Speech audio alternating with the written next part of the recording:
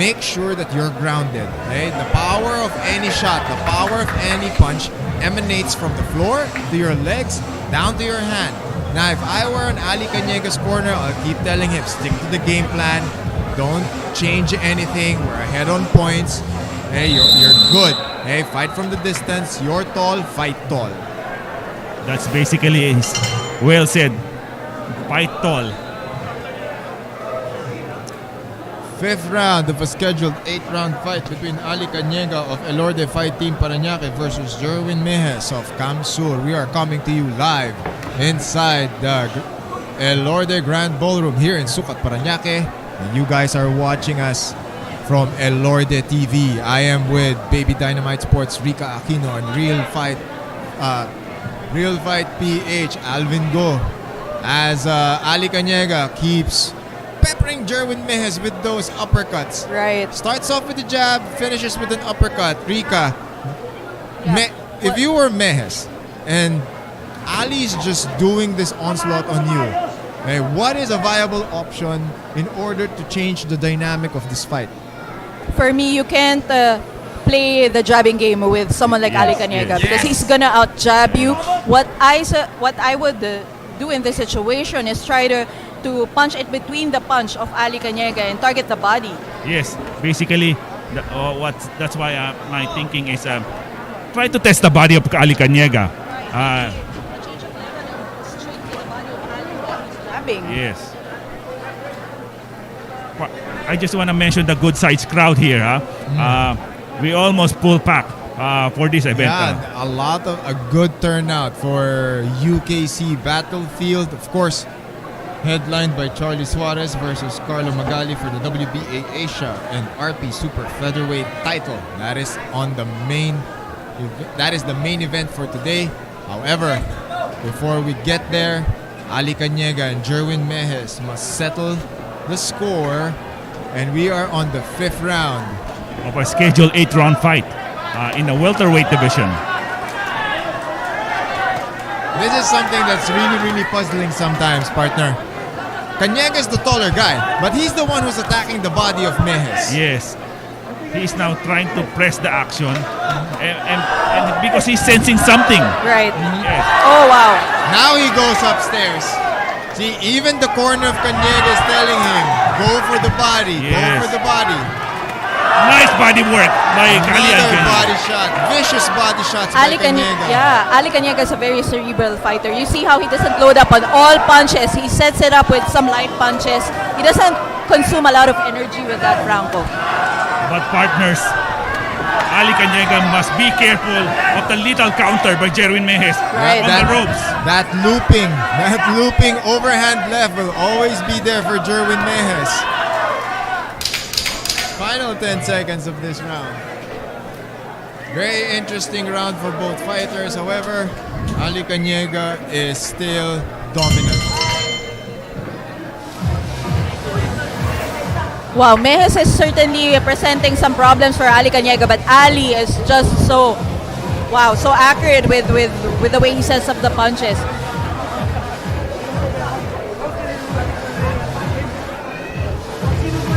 Let's look at some round highlights here. Methodical punching here by Ali Canega. 2 shots to the body. Sends Mejes against the ropes. Look at this combination. Bam! Beautiful Downstairs, uppercut. goes Franco. upstairs. Wow.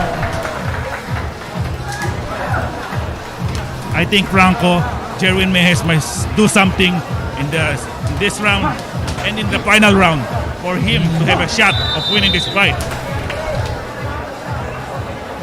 We are on round number 6, so you have 3 rounds to Yes. change the outcome of this fight.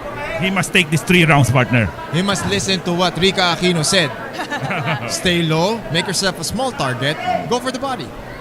But Mejes is, I'm actually impressed. See, Mejes is still standing. He's still countering. He still has some answers. However, it is Ali Canega who is attacking the body. Right. Very, Crisp very good uppercut shoulder there roll. to the solar plexus. Another hook to the body by Ali Canega. Oh! That rattled Ali Canega. Oh my. What we said, The that counter. looping counter. You but called it Jerwin first, Alvin. Mejes is Yes. still there. Oh my. Oh I wow. told you to be careful of the counter of Ali Canega. Oh, I'm sorry, by Jerwin Mejes. But Wow. I think Canega's recovered. I think Right. he's good. Let's see. He has his legs Oh my. underneath him. Ali Now Canega on it's the his press. turn to return to favor. Ali Canega turning the momentum around after that huge overhand by Mejes. Mejes' corner is screaming to continue the onslaught. Yeah. But how much is still there for Jerwin Mejes? With that partner, with that punch of Jerwin Mejes, it changed the complexion of the fight, partner. Definitely, Yeah. 100%. However, Mejes must continue. He must sustain the momentum. We're seeing a downturn. We're seeing Oh, a another slow good shot. demeanor. It's by like Mejes. Mejes is fatigued. Now it's Canega's turn for a body shot. But no mistake about it. I think Ali Canega gained the respect now. Oh wow. Yeah. Two No consecutive doubt shots. about it. Right, again, on the corners again.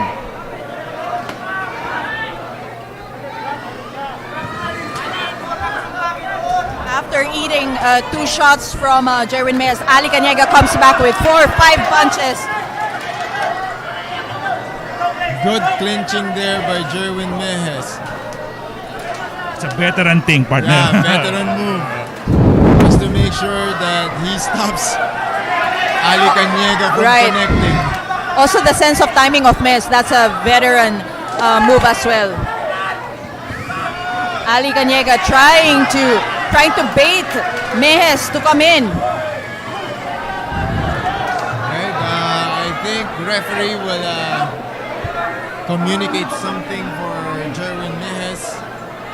He wants Mr. Mejes to keep the punches up.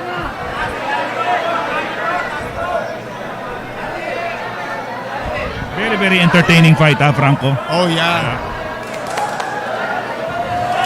Everything got more interesting after seeing that looping overhand left from Jerwin Mejes. Signs of life from his corner as well.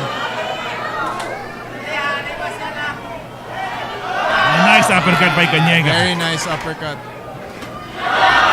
Hook to the face by Ali Canega. Last 10 seconds of the round. The only thing about the Jerwin Mejes is about his balance, partner. When he throw the punches, he has no balance on the. He's giving it all his all the strength and with Yes. all his might, all the Yes. power that he can muster a partner, no. But sacrificing balance, you're right. We see in the monitor the left counter by Jerwin Mejes on the last Oh, round, wow. partner.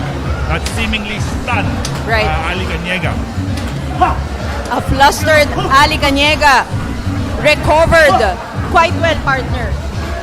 Like I always told you, that Jerwin Mejes must press the action right now. Right. The 7th and the 8th round for him to get a chance on winning the fight. You're right. Or else, if Ali Canega will stick on jabbing, he could probably win the points. This is the kind of fight that gets our fans excited. Yes. The momentum has been swinging from Canega to Mejes from round 1 up until this round. Round 7. Let's see if Jerwin Mejes has some more power. Some more answers for a very, very methodical Ali Canega. And Ali Canega needs not to be careless. Yes, the last thing he needs right now is for him to drop his guard and set up an opening for Jerwin Mejes. Ali Canega has that hands down kind of style. Canega's using the Philly shell. Right. Double hands up for Jerwin Mejes. If you're on Jerwin Mejes, if you watch him, he tends to look down, crouches, and then goes for the inside clinch. Now, the proper way of doing that is since your hands are up, all you have to do is push off your rear foot. If you push off your rear foot, you cover that distance, it's easy to fight from the inside. Yes. Right. Very well said. Franco. Also, probably some he has to also not telegraph some of those moves, because Ali Canega can read some of his movements even before he intends to do them, no? And Ali Canega already knew what punches Jerwin Mejes will probably throw. Right. So a little bit of feinting perhaps on Yes. Mejes' side. That's the right thing. Jerwin Mejes has no a side-to-side movement and beeping and whopping. And if you notice, partners, so it will be a double jab there by Canega, and every time he throws that straight with the right hand, look at his left foot. It steps slightly, right? Ever so slightly on his left. Nice footwork, no, Franco? Very good foot placement here by Canega. Sound fundamentals. Yes. Very, very basic thing in boxing. That very small sidestep allows him the angle and allows him the reach for that right straight. See?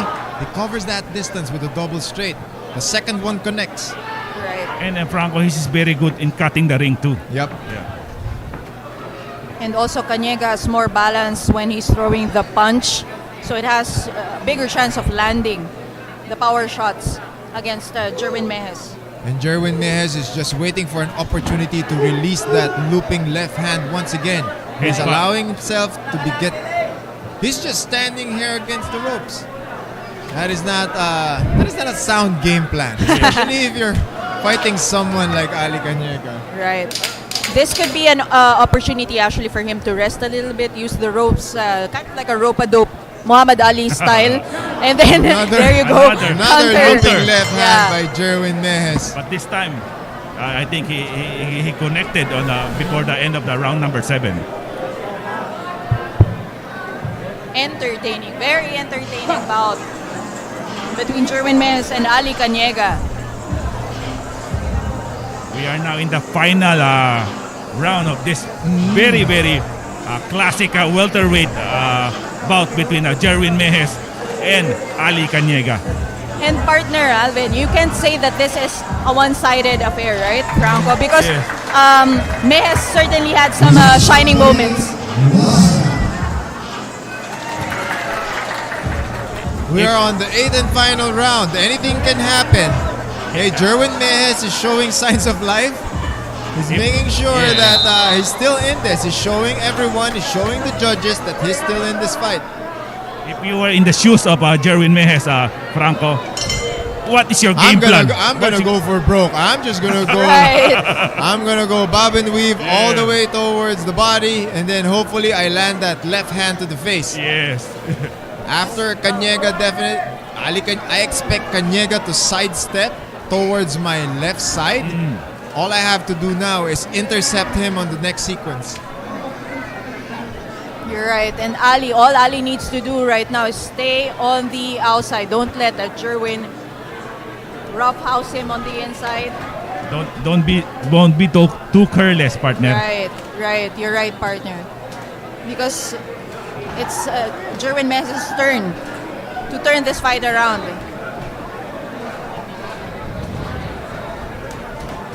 Lead straight there by Ali Canega. Straight upper by Ali Canega. A little bit of hesitation by Mejes right there.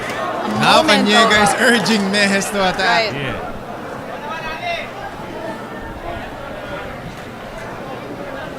A straight that broke the guard of Mejes. Straight to the body by Ali Canega. Canega setting up his jabs. Our ever patient referee, the third man Yes. in the ring. Making sure that both fighters are following the rules. Right. As Ali Canega returns to stalking Jerwin Mejes. Jerwin Mejes must have the surge of urgency right now. This is the final round. And he has like 1 minute and 20 seconds left yes. to turn things around.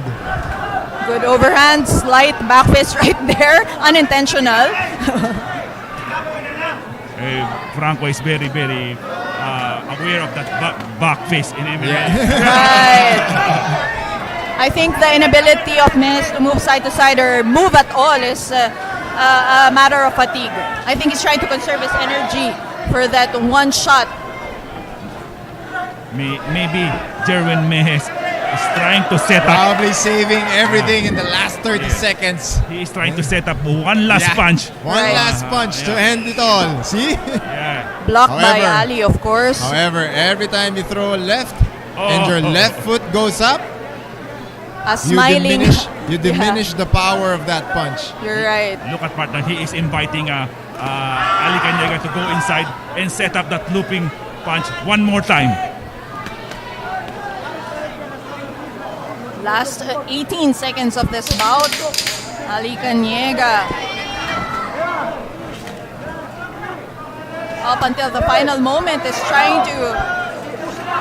Wow. What a fight. What Wow. a battle between these two big guys. It's still the Ali Canega show with Right. glimpses of glory for Jerwin Mejes. He almost had him. Almost had him in the 5th round. Partner. But I gotta give it to Jerwin Mejes. This guy is so tough. This guy is so durable. Franco, we have two types of Ali Canega that we covered. One, with the knockout ratio. And this one, was Methodical. more scientific fighter. Yes, more technical, more methodical. He was more patient on this fight. Didn't really rush any sequence. Very good performance by Ali Canega. And I also like how Mejes presented the new problems for Ali to solve. So I think Ali was also a little bit challenged by Jerwin Mejes right now. But you're right, Franco. This was Ali Canega all the way. A few shots by Jerwin Mejes. That big round by Jerwin Mejes with that Almost had overhand. us on our feet. Almost had us on our feet. That was exciting. Got the crowd riled up. However, Ali Canega, veteran poise, calm down, remained, steady composure, went back to the basics, controlled the fight.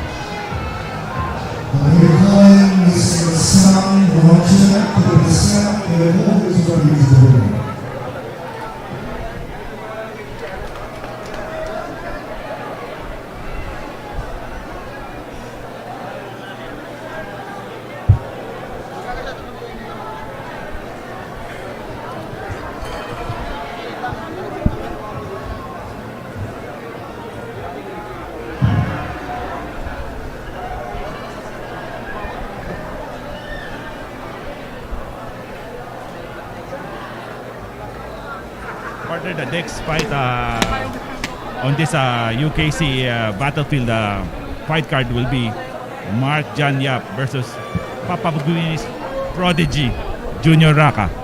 Yes, to all the Papua New Guinea fans who have been patiently waiting since morning. This is the moment you've been waiting for.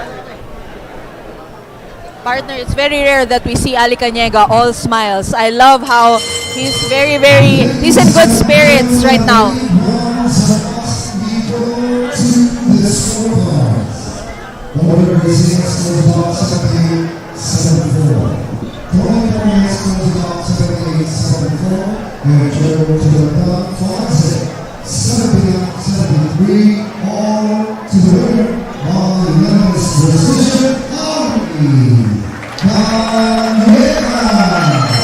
Canega winning by unanimous decision, partner, over a very, very game Jerwin Mejes.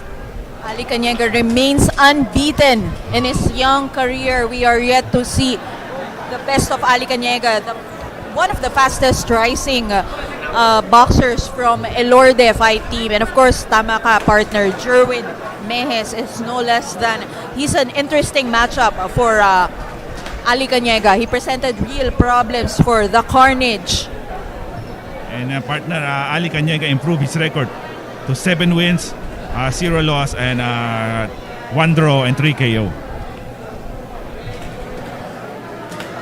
Partner, we are nearing our main event. The much-awaited main event between two great super featherweight of the Philippines.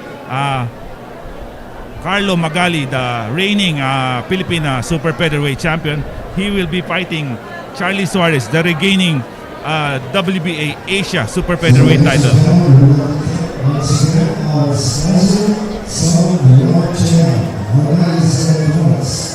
Miss Holly All Fast Stars.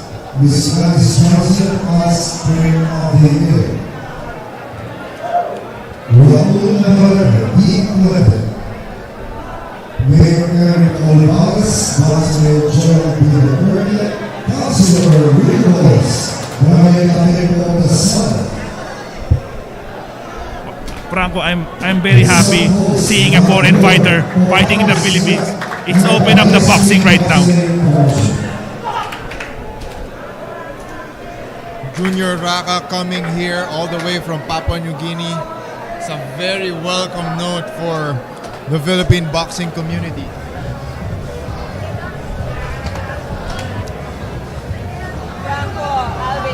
Franco Alvin, we have a lot of fans from Papua New Guinea watching us today. So hello to everybody. Thank you for staying with us since morning. I know that you're very proud of your Papua New Guinea boxer Junior Raka. Junior Raka in his interview told us that boxing is still developing in Papua New Guinea. They don't have that well-developed grassroots program that we have here in the Philippines. So I'm sure this is such a huge thing for our Papua New Guinea boxers and fans. And definitely we can learn a lot from each other as we turn you over to Sir Jaime in the ring.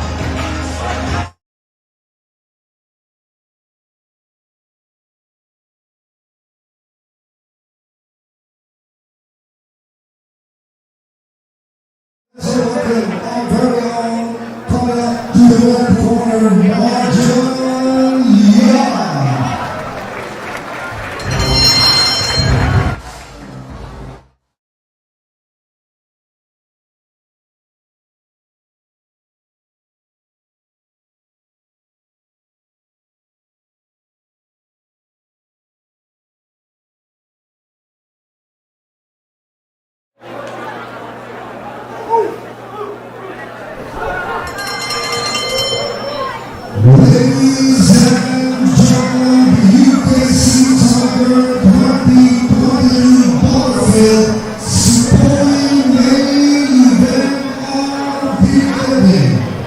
Presented by Romasasa, based on BSC Boxing Promotions, in association with UKC Boxing Promotions and Enrollment TV. And we are asking for eight rounds in the Super Featherweight division. The feature is contest at Romasasa, Oliver Garcia and Tony Paulia. The referee in charge of the action inside the ring, Jerwin Tulinan.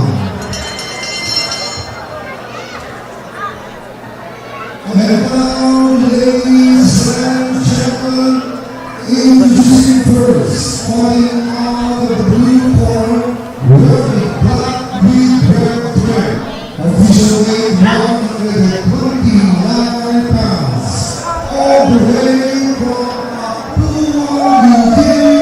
Let's welcome Junior Raka!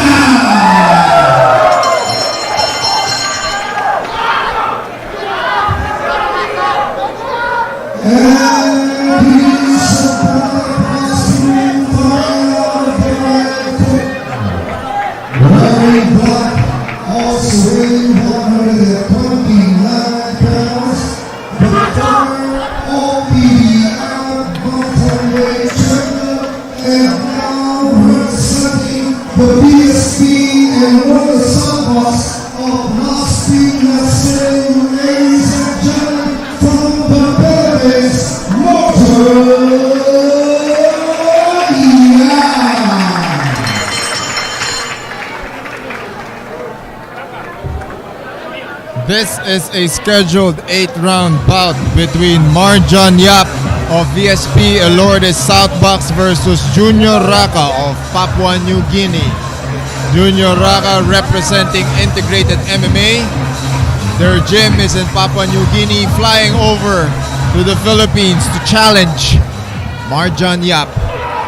Marjan Yap in the red corner, black trunks, yellow trim. Raka, blue corner, black trunks with red trim. Both fighters now meet at the center of the ring. Opening sequence initiated by Marjan Yap.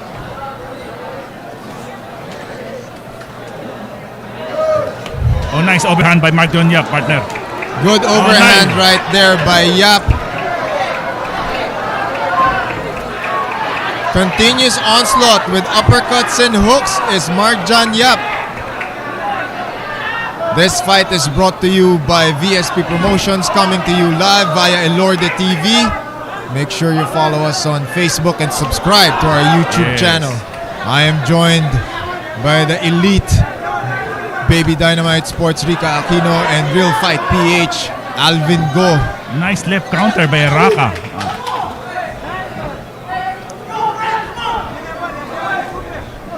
Raka is showing that he is a very durable fighter. Yes. Yap has been connecting to his face. We heard that, Alvin. We heard that. That was a very crisp punch, but Raka still's, he's still in front, still square. I think Marjan Yap has a dynamite in his both hands. And fast hands. You see how Marjan Yap has the ability to counter Junior Raka even before finishing the combination. Marjan Yap finding success with those sneaky uppercuts in the solar plexus in the midsection. That's the perfect word, of sneaky. Raka. Very sneaky. Very sneaky. He Very will set it fast. up with a jab, follow with an uppercut, and then finish with the hook. nice. Another looping Overhand. overhand right by Marjan Yap. Another one. Raka is moving very well here. He's not a stationary target for Marjan Yap. I like the energy level of Junior Raka, Rika. Right, This right, is right. he stays in front, not unfazed.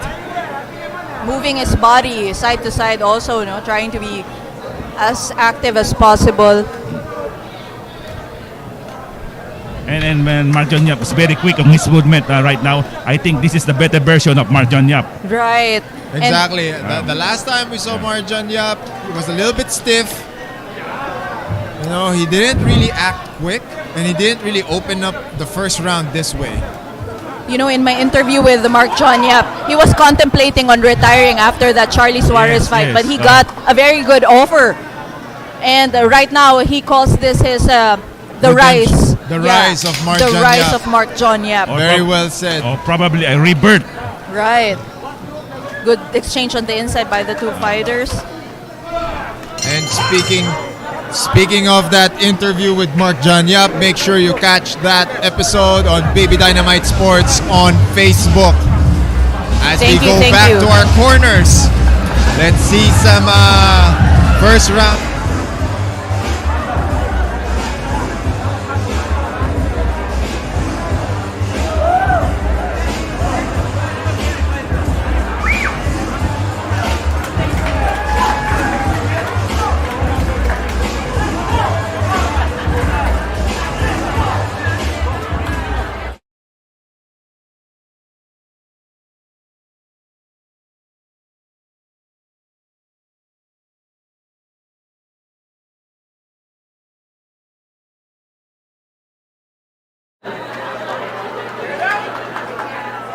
Foreign visitors here in the Philippines.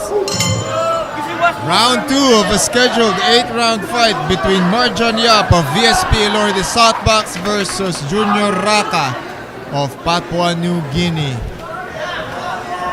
Make no mistake about it, Marjan Yap is on the black trunks with a gold trim, and Junior Raka is in the black with red trim.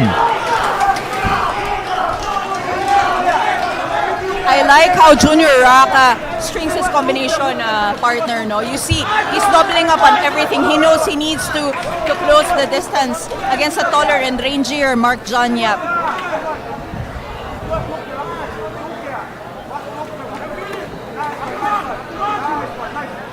Raka now stepping on the gas. We're seeing a little bit more aggression on Raka's side. He's throwing more jabs, he's throwing more combinations.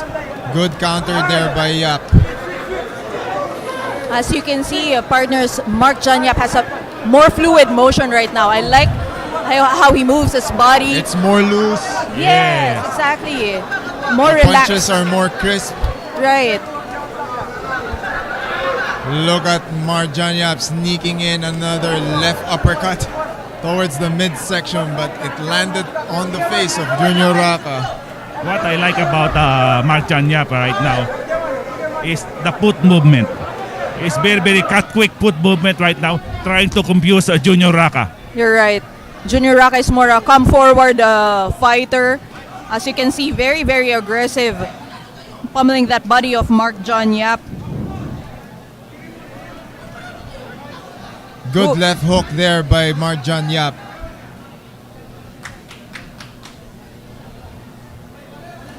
Before this fight, Junior Raka also fought a Filipino partner, Roldan Aldea, who he lost by a TKO.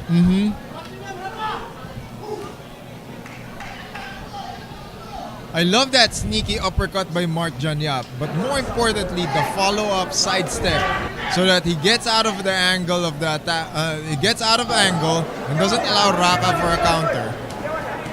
And he always pumping the jab, Branco. Yeah, he's always pumping that jab.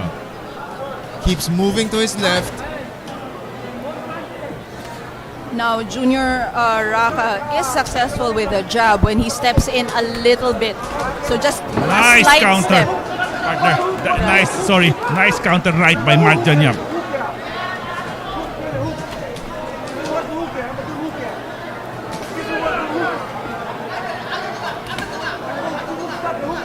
Good lead straight there by Raka on that sequence.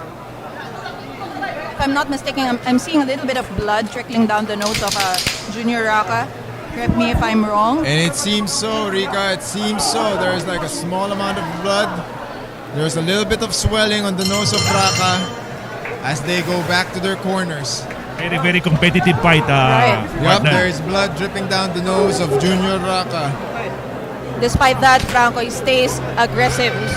He moves forward. There's just a lot of heart in Junior Raka's fighting style. Let's go see some second round action here. Junior Raka almost got him with that left hook. That's And nice just step. like what we said, Alvin saw it. That sneaky right upper hand. That sneaky left uppercut by Marjan Yap. Some of our viewers are commenting about the gloves of Junior Raka. It seems as though it's a little bigger. Correct me if I'm wrong. I think it's an optical illusion, right? Because it's white. It's not a heavier. They're the same, it's the same. Same size gloves. Yeah. And there's no reason to have a bigger glove Right. because I think both of them made weight easily yesterday Right. at 129. It's just that I think the lighter the color, the bigger it The bigger it appears. looks on camera. This Yeah. is Right. round 3 of a scheduled 8-round fight between Marjan Yap of VSP Velour Southbox versus Junior Raka from Papua New Guinea, representing Integrated MMA. Now this round is they trying to trade leather with each other right now. Certainly, both of them stepped on the gas pedal right now. Junior Raka moving in, targeting the body of aggressiveness Mark. of Junior Raka in this round. He's slowly building up. Nice Now left. he's attacking the body of Marjan Yap. He's making this into a really good fight. He is trying to slow down Mark. Oh! That was low. That went a was little low. too low. Like I said, Junior Raka is trying to slow down Mark Yap with that barrage of body punches. And he ended with a very low blow. Oh, yeah. Right. That definitely slowed down Marjan Yap. And we could probably see very clear in our angle that very low. couple of shots came through for Mark John Yap against Junior Raka. Junior Raka still moving forward. We need more angles from Raka. It's Right. good. It's commendable that he's Yes. tough. He's showing that he's a very durable fighter. But if you are approaching someone like Yap in a very linear fashion, it's easy picking. Yeah, you're easy picking for a fighter like Marjan Yap. All he needs to do now is pivot left or right, sneak in an uppercut, and see that? That was a sneaky left hook. Another uppercut to the body by Yap. Also a little feint from Junior nice Raka. body work by Mark John Yap. Oh wow. More uppercuts by uppercuts. Marjan Yap. We are seeing Raka cover up. Raka covering up his midsection. But Junior Raka answers with a couple of body shots of his own. Another body shot by Yap. Now he goes upstairs with a jab. More jabs by Yap.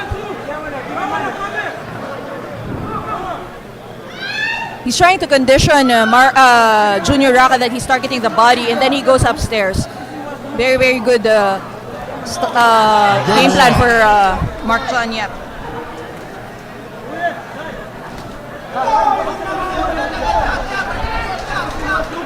Good straight to the body by Junior Raka.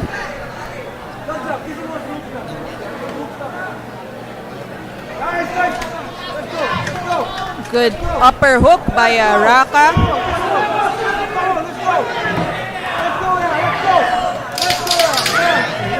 Raka keeps moving forward, partner. Oh, nice lift by Mark John Yap. Follow up with an uppercut. And we go back to our corners. Impressive round for Raka, but you know we still need to see more if he wants to make this fight really, really competitive. Right. Because right now, Mark John Yap is very, very slippery. He tries to slip and bob and weave. It makes it hard, extra hard for Junior Raka to land a cleaner shot against a very, very active Mark John Yap. Enrica, as someone who is actively fighting right now, what can you say about the composure and the confidence from Mark John Yap? Mark John Yap is certainly, I like the word rebirth. He is a new man with a new team behind him. I can see a more relaxed Mark John Yap and a renewed confidence actually. Alvin, you've seen so many fights, officiated a lot of boxing matches. How would you rate this comeback, okay, this resurgence of Mark John Yap as we approach the 4th round of this 8-round fight? When you're speaking about career of Mark John Yap, when he lost that OPBF title, it seemingly his boxing career is going towards the end. But with fighting Charly Suarez and giving it all, and now he has a Here's another chance at this. he has a team right now to work on to make him much better fighter, partner. And we are showing the fruits of labor. Right? This is a result of hard work. Another unintentional shot that hit a little too low. I'm sure Junior Raka is not a dirty fighter, partner. Right, Yeah. right, I think he'll only get a warning. right. Mark John Yap, he has time. He has time. You know, guys, being a smaller boxer, I can attest to that. It's sometimes our shots, especially to the body, can go a little too low, given the height. I can't tell you how many times I've been warned for hitting a hitting little low? too low, so I can sympathize with that. Now we resume action at the center of the ring. Yap returns to those vicious uppercuts. Which seemingly very perfect, Franco. That Yeah. uppercut, again, that uppercut. It's always finding its spot. Beautiful, beautiful uppercut. You see how he sits on that punch. Oh, again. Raka employing body shots of his own. I like that upper pivot by Mark John Yap. Junior Raka trying to Raka double up on needs to shots. cut the angles of Yap. Easier said than done, partner. Yeah, easier said than done, but definitely doable. Yes, yes. He has the footwork. He just needs to stop squaring up and go fighting in a straight line. Guys, we've been getting a lot of comments from fans. Liboy Tobias, John Yu, thank you for your compliments for us, for our commentating. Thank you so Yes. much. Thank you guys. Thank you so much. Make sure you follow all the social media pages. Baby Dynamite Sports on Facebook, Real Fight PH on Facebook and Instagram, Elorde TV here on Facebook and YouTube. Right. As Julio we- Gomez also has commended us. Thank you so much, Julio. Thank you, thank you. Oh, Raka, did you see that uppercut? Oh my! Uppercut after uppercut by Marjan Yap. How many times did you already say uppercut? Yeah, how many times have we said uppercut in the last 4 rounds, ladies and gentlemen?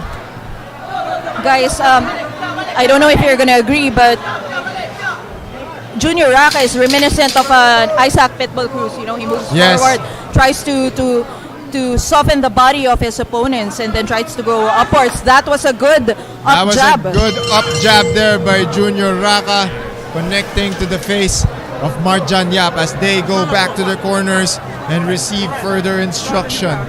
We are coming to you live inside the iconic Elorde Grand Ballroom for Probably, UKC. partner. Yes, That's UKC best 2022 word for Elorde. Battlefield here in Sucat, Parañaque.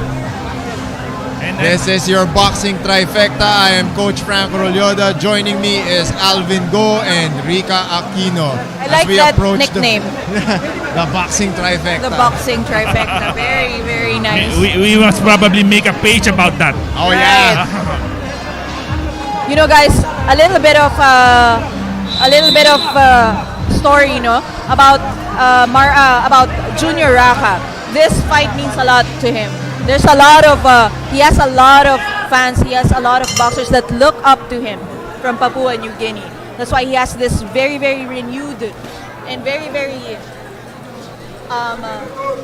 is coming in here with a purpose. He's doing a good show so far. You know, he's showing Right. everyone that he's not a pushover. Very durable fighter. A lot of room for improvement, but he's definitely not a quitter. You're right. Being at the receiving end of those shots, he still moves Boy, forward. these two fighters are giving it all. Wow. Junior Raka not afraid to go toe-to-toe against a veteran. Emmanuel Launeca, yes, good body work from Junior Raka, the pride of Papua New Guinea. And partner, both of them, I think, is very well conditioned, partner. You're right. Very well conditioned. We're on the 5th round and the pace hasn't changed. Nobody has settled down. Nobody has slowed down. And we're seeing sustainable, okay? Right. Sustainable volume of punches. More uppercuts there by Marjan Yap. Also, I think there's a lot of heightened emotion in this bout because both Filipinos and Papua New Guinea, we have this warrior mentality. Yes. We have this intangible warrior spirit that we are bringing inside the ring right now. There's something inner in us, the Yes. warrior in us. You're right. The power of Junior Raka is unmistakable. Digging into the body of Marjan Yap. Good job by Yap right there, partner. Dugong Maharlika, sabi nga ni Christian Peñaso, you are right. Warrior blood from Junior Raka and Marjan Yap. Good check hook by Marjan Yap. And he Followed by followed an that overhand. up with another sneaky left uppercut. Snapping the face of Junior Raka. Goes back to the jab. And I also want to praise the officiating of our referee, Right. Jerwin Tumuldan, who is doing very good. Very good job. Keeping the order of this high-octane fight. We are packed here inside the Sucat Elorde Grand Ballroom. Everyone's up on their feet. Everyone's cheering, Head shouting. body, mic on that. He gained some momentum in there against A very durable. Raka is on Raka. wobbly legs, ladies and Right. gentlemen. You could see it in his legs. That is the warrior spirit that we are talking about. And Yap smells blood. Let's see what is Mark John Yap gonna do in the final 15 seconds of this fight. I like how Junior Raka is pushing Mark John Yap to the corner, trying to neutralize All the the attacks punches. that he's capable Right. of doing. That is a very good tactic. Very, very good observation, Rika. right. Junior Raka is trying to pin Right. Mark John Yap in the corners. You are right, Alvin, because given the right distance, Mark John Yap can be quite dangerous with those combinations, especially when they connect. Just imagine, we are now in the 6th round, and the quality of the fight is still the same. When Both fighters never let up. Yes. In all honesty, alright? We're not trying to make this up. We're not hyping up anything. Both fighters haven't let up. Yes. The action from the first round is still the same, and we are approaching the 6th round. Of a Amazing scheduled- matchup. From Of a scheduled 8th round fight. And I think the Filipino fans are loving Junior Raka. Yes, You're they're right. appreciating the effort. They love what's happening. They love the effort. They love the energy. Mind you, this is probably Junior Raka's 3rd fight. Yes, 3rd or yeah. 4th fight. Third He's fight, going partner. up against someone who's a savvy veteran, who's held titles, and is holding his own. One thing I can say for sure, Junior Raka is not afraid of the veteran that is Mark John Yap. And of course, Junior Raka also has fans from Australia who are watching us right now. Lead straight there by Raka, answered by 2 jabs to the face by Mark John Yap. Now Raka goes back to the body. Now he's changing levels, which is good. The problem is he could not pin Mark John Yap on the rope. Right. Mark That John Yap because is of very the good active. footwork of Right. Mark John Yap. Every time he will finish a sequence, watch his left foot. Every time that left foot moves to the side after each sequence. You're I'm right, very Franco. impressed with the work rate of both fighters, partners. More impressive is Mark John Yap. He's been throwing punches since round 1. Very consistent work rate, good defense, good footwork, and his punches are hitting hitting its target all the time. Probably he could change his moniker right now to the Rebirth. Right. Because he certainly isn't a journeyman anymore. Yes, he's a different fighter right now. Junior Raka, however, I like how he tries to move in with that shoulder, trying to pin Mark John Yap, and then lets out 2 uppercuts to the body of Mark John Yap. And prior to that, that was a lead straight followed with an uppercut to the side of the body of Junior Raka, courtesy of Mark John Yap. But Raka scored with a sneaky left there.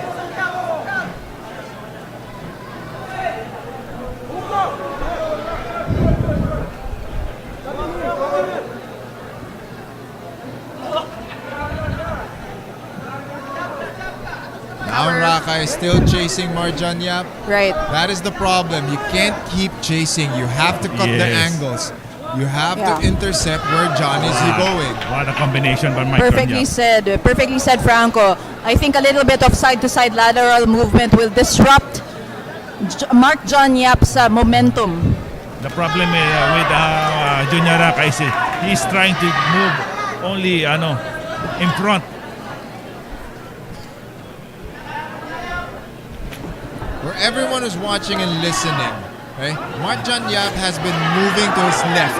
Okay, he's Yes, been yes. moving a lot to his left towards the power hand of Raka. Now, if you are Raka and you recognize that pattern, it's either you cut off that angle or every time he pivots and steps to that right, follow up with the lead straight. Right. Irish and Philip, thank you so much that you are enjoying this bout. And this is Rika Aquino with Alvin Esco and Franco De Leoda, your commentators for today.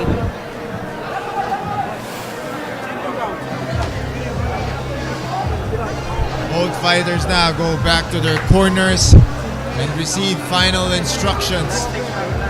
As we see some round highlights on your screens. The three of us started this event at around 8 o'clock in the morning. Yeah, 8 a.m. in the morning. And probably First right. bout was around 8 or 9 a.m. Yeah, and right now it's around 5 o'clock in probably Right. 5 o'clock in the Oh, it's almost 6 o'clock. And I think with this kind of a fight, all your effort on everything is very worth it.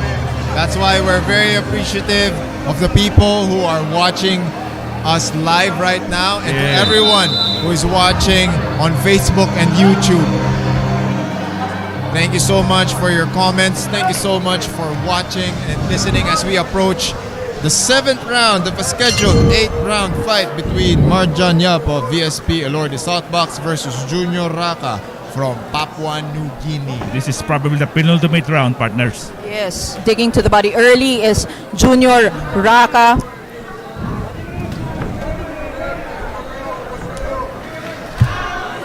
Raka is Overhand now. right and hook. Both Yes. fighters now are Yep. going inside the pocket. Oh, that poor uppercut by Marjon Yap. 4 uppercuts by Yeah. Marjan Yap. That has been the most potent weapon Yes, for Mr. Yap this entire fight. that's a good moniker also, Mr. Yap. Right. He owns that. A little blood trickling down on Junior Raka's face, but he will not be faced. He is a warrior. He has the support of all of his countrymen behind him. Wow, good body shot right there by Junior Raka. He sat on that uppercut. And he got Yap's attention right there with that body shot. Yes. Wow, good exchange. Partner, I have a sense of feeling that Marjon Yap is trying to rest this round and probably go all out on round number 8. Right. But did you see that long-range uppercut by Yap? Beautiful. But with the pace these two fighters are going, I don't see anybody resting. Yeah. But right now, Junior Raka is digging hard to the body. Yes, he's Yeah. taking advantage of the opportunity that Yap is not engaging. Yes. He's now cutting the angles. He's leaping forward. He's finding success bridging that gap. However, he should be very, very wary of those punches. See? Good straight Yap by just unleashed a three-punch combination, and it all landed on Raka's face. That double jab of Marjon Yap is very little. You're right. Good jabs there by Mr. Yap. Mr. Yap, light Mr. on his Yap, feet. what? Yeah. Mr. Yap. He makes it up for the lack of activity in punching. He makes it up for busy feet right there, making it hard for Junior Raka to pin him down. Last 38 seconds of round number 7. A little sigh of frustration from the side of Junior Raka. He gets within at least a step. However, every time he goes forward, Marjan Yap decides to pivot left. Raka hasn't really figured good out body how to shot cut that angle. by Raka.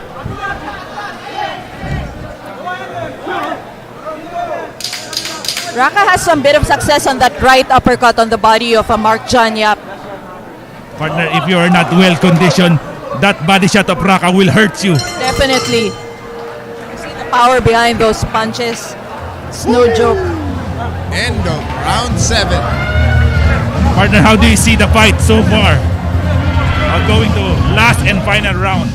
I'd hate to be a judge in this fight, Franco Alvin. Honestly, I am exhausted talking about this fight.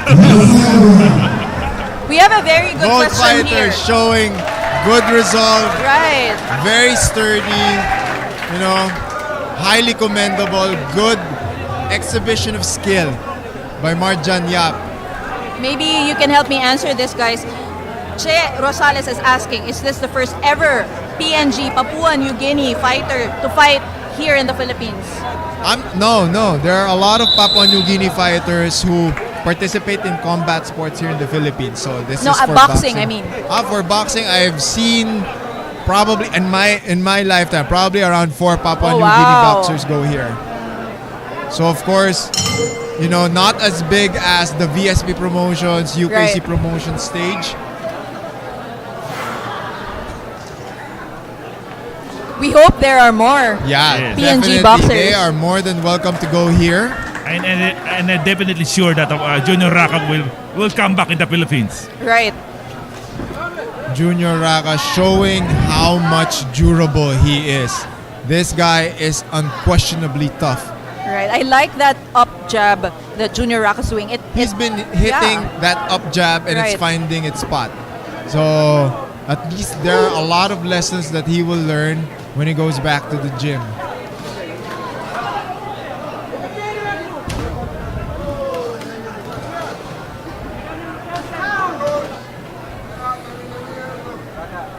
Stiff jab by Mark John Yap. Missed twice. He's going back to the fundamentals. He goes back to that jab. He goes back to that uppercut with the left hand. D-Boy Tobias says he wants Filipino boxers to visit PNG as well. Wow. It's very, very Well, good if country. there's a boxing promotion that's going to get Right. Filipino fighters, why not? That's probably 4 unanswered punches by Marjan Yap Right. for Junior Raka. A little, The very, very visible punch for Mark John Yap today on this fight is the jab and the uppercut. Right. While Junior Raka shines in that up jab and the 2 uppercuts while coming in at the range of Mark John Yap.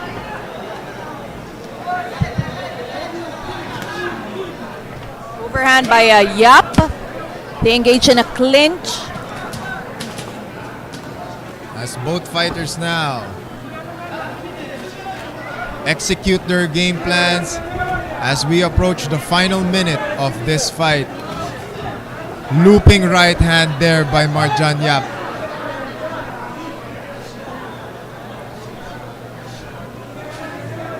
Beautiful straight by Yap right there. Junior Raka comes in with a 1-2. Seemingly, Junior Raka did not solve on how to cut the ring in pinning Mark John Yap in the ropes. He did not solve that puzzle. Right. Mark John Yap, of course, moving side to side.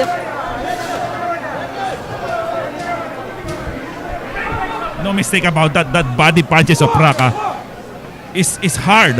Right. He's certainly sitting in on those punches. Final 10 Wow. seconds.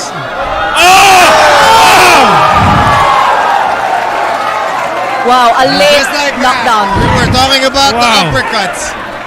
Standing 8 count for Junior Raka. Oh, wow. Wow. What What a fight. Raka, what a way. What a way to finish this fight. A late for Mark knockdown. John Yap. A late knockdown survived by a very durable Junior Raka partner. Yes. Beautiful matchup, partner. Like I think- like I said, partner, that's the perfect ending for Mark Right. John Yap. Scoring a knockdown, Right. probably sealing the fight against Junior Raka. Beautiful work on the angles by Mark John Yap. You see, he moves side to side, trying to confuse Raka in his movements. Beautiful pivot by Mark John Yap on the replay, but Junior Raka is unfazed. He moves forward like the warrior that he is, partner. Partner, I don't see this could be the last fight of Junior Raka in the Philippines. I am very sure that some promoter Right, will probably get Junior Raka's services. Right. And what better way to test a boxer than bring your boxer to the Philippines, partner? When seemingly, everything is stuck under Junior Raka. He's Right. fighting the hometown of Mark John Yap. The Filipinos love him. Yes. Did you see that walk out of Junior Raka? A lot of Filipinos walked out with him. Tons of Filipino. Tons. Right. Wow. Joining our boxers, of course, is our boss Raul Navarrete from Yes. The Athletic, presenting the trophy to the winner, partner. Yeah, the golden trophy to the winner.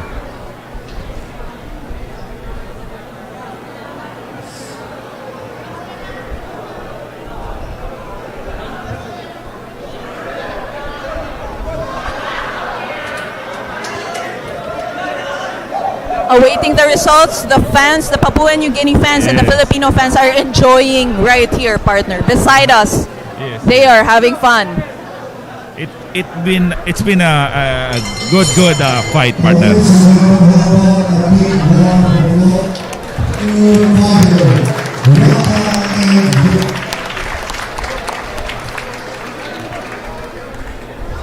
And now, ladies and gentlemen, here are the scores of the three judges after 8 rounds of boxing. Over the six was about 79-17. Tony Coleman scores about 78. Seth Green, Marlon Blessed scores in 78 and 73. All to by unanimous decision. The Jonniel Partner, congratulations to Mark Jonyap, and he's now back in the winning column. Yes, beautiful win by Mark Jonyap, but certainly a very, very good performance shown to the Filipino fans by Junior Raka, a true warrior. Before we end, it's my privilege to work with Franco Linola again. And Right. Of course, I always enjoy the company. I think that will be a very good moniker, the boxing Yes, trifecta. I love that. I always love spending time and hanging out, calling fights with Alvin Go and Rico Aquino. Please make sure to support their channels, Baby Dynamite Sports and Real Fight PH. I am Coach Franco Rolyoda as we await the main event between Charly Suarez and Carlo Magali. salamat po. Thank you very much. Await for the main event. Ladies and gentlemen, before we proceed to our main event, we would like to thank once again our sponsor, Justine, Laurente, our clients, is Charly and Ornopia, all customers, is Gladys Johnson, as we all the year. Welcome to Bryan, be ready. Native American boys, healthy and enjoy, be brilliant, possible legal boys, and the company called the solid.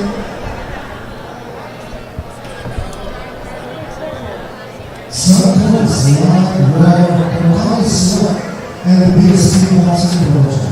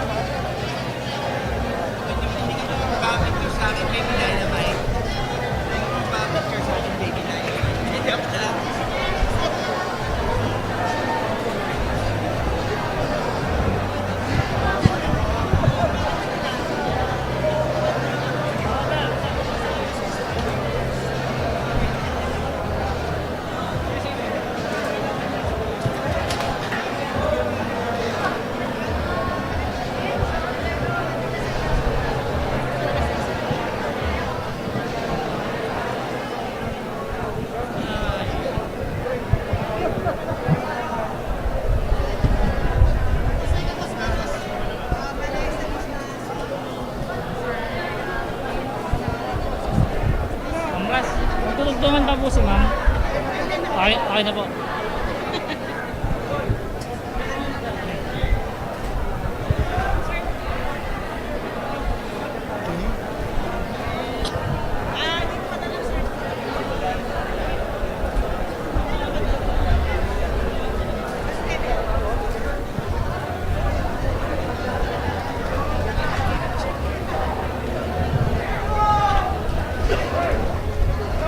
Nice. Ano lang sir, yung nangyari lang morning session and then parang looking forward to China. So Ano everybody kayo has a lang? chance to Yes sir. Okay, so let's try the microphone. Yes sir. Rika, tsaka si Alvin. Sir, palit lang kayo ni ano, pwesto, palit lang kayo. May gusto niyo yung bar. So kami ni Alvin.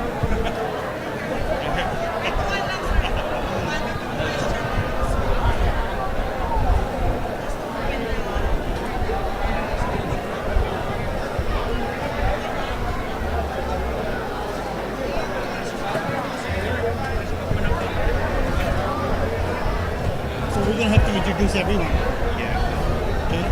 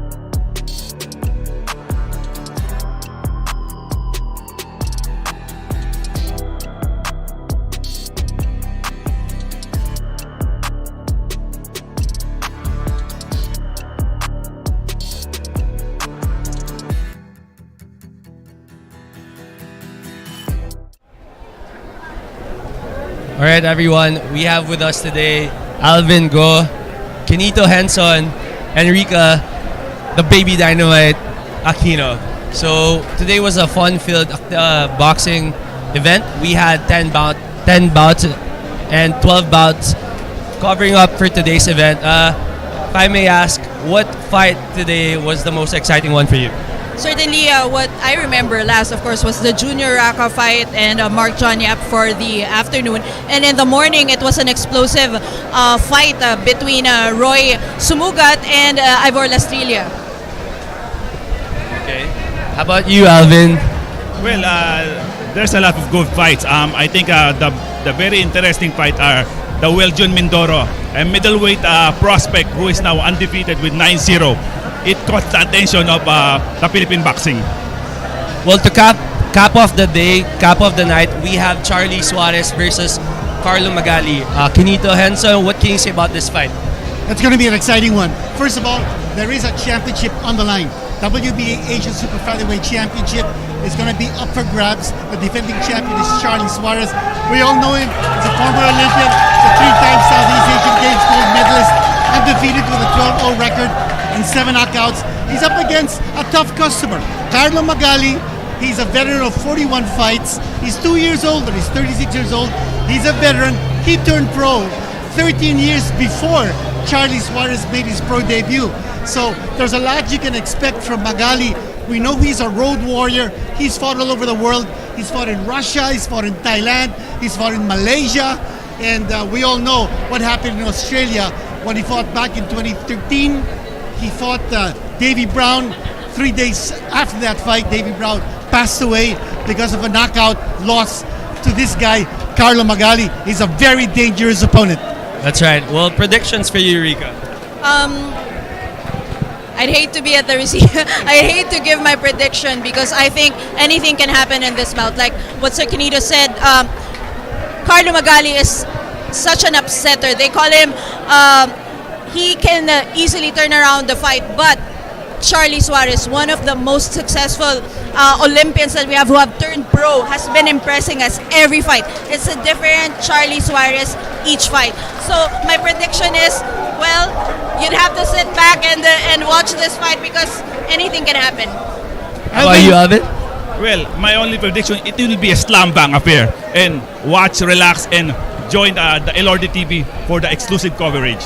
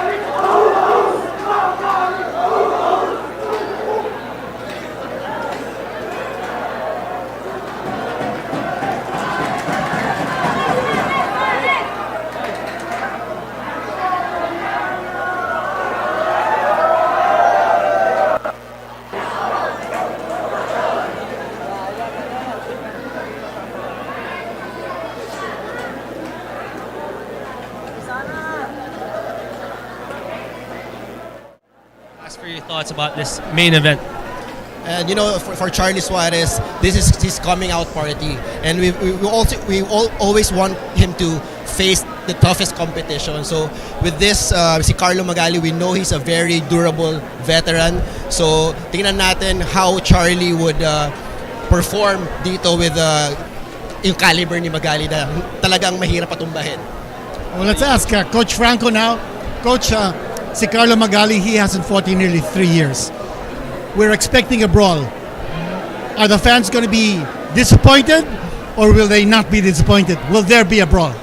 There will always be something surprising about any Charly Suarez fight. Carlo Magali is a very durable fighter. Okay, that 3 years na layoff is definitely out the door once they step inside that ring. And for us, like me and John were talking a while ago, is like, what would be a good strategy against Charly Suarez? The guy's undefeated. He's cleaning out his division.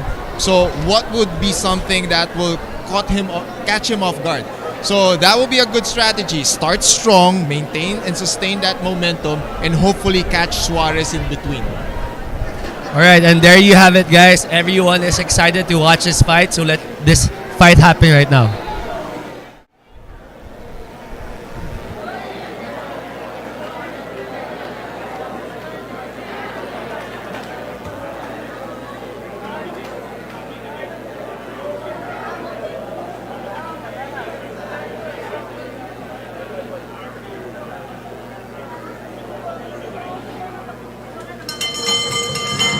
Ladies and gentlemen, let's all welcome for the presentation of colors by the security and escort battalion in form of Philippine Army Corporal Ian Bonasano, Corporal Redford Oliva, PSC Arm, Adela Private Lecture Corporal.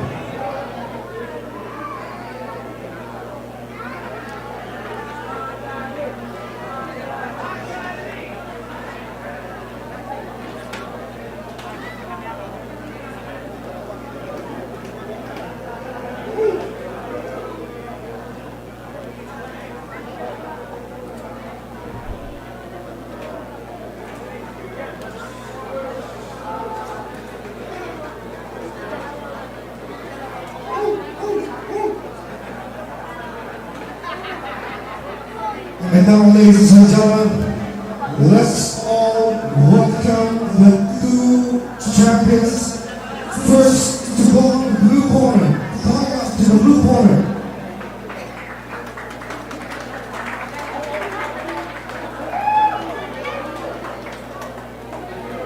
Please welcome Carlo, Magali.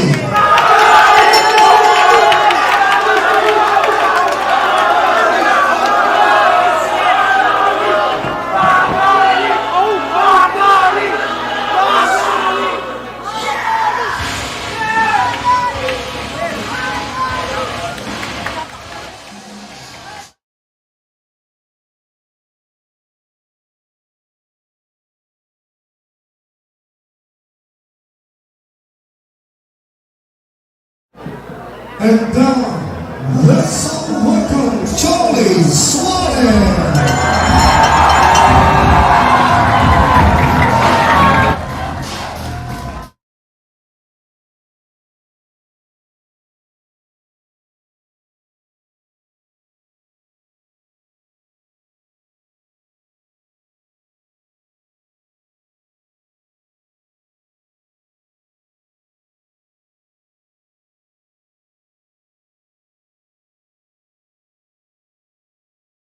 Magsitayo po tayo lahat para sa pambansang amin ng Pilipinas.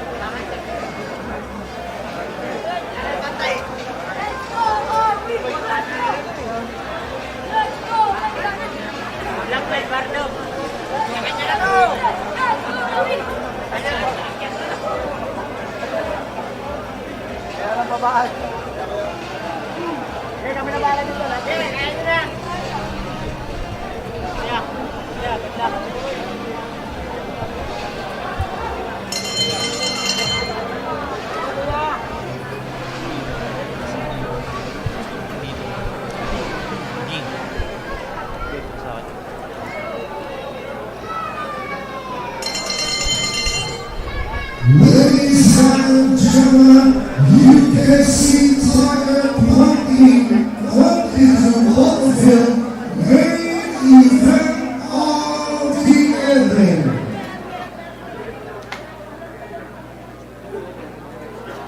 Presented to you by Robert Hill, this on PSP Boxing Promotions in association with UKC Boxing Promotions and Laurente TV.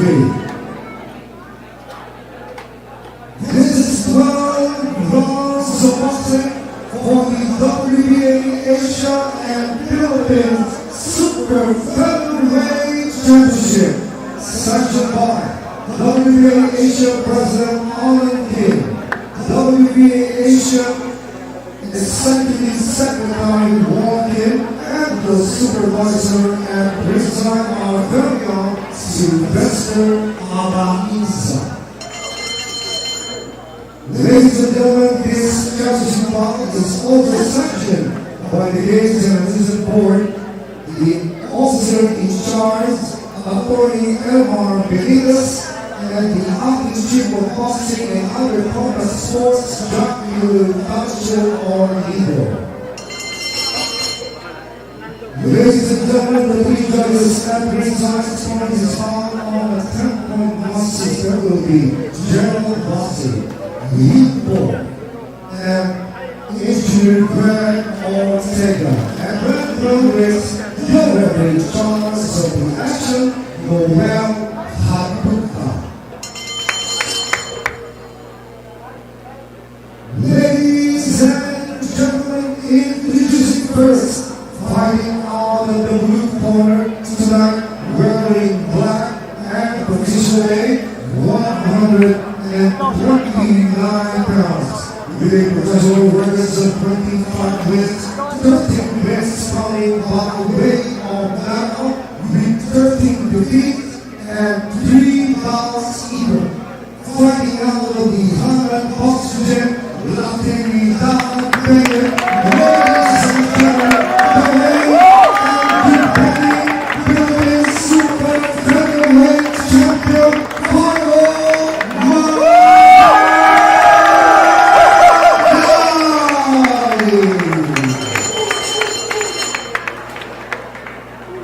And he's supported across the ring, fighting out of the red corner, wearing black, also weighing 129 pounds, with professional records of 12 wins, 7 wins coming by way of knockout, no defeat. He's the corner, Southeast Asian, 3 times, gold medalist, Asia silver medalist, and on Olympian, he hails from Davao del Sur. Tonight, he represents the PSP Boxing Team of Vietnam. Ladies and gentlemen, the reigning and defending WBA Asian Super Featherweight champion, Charly Suarez.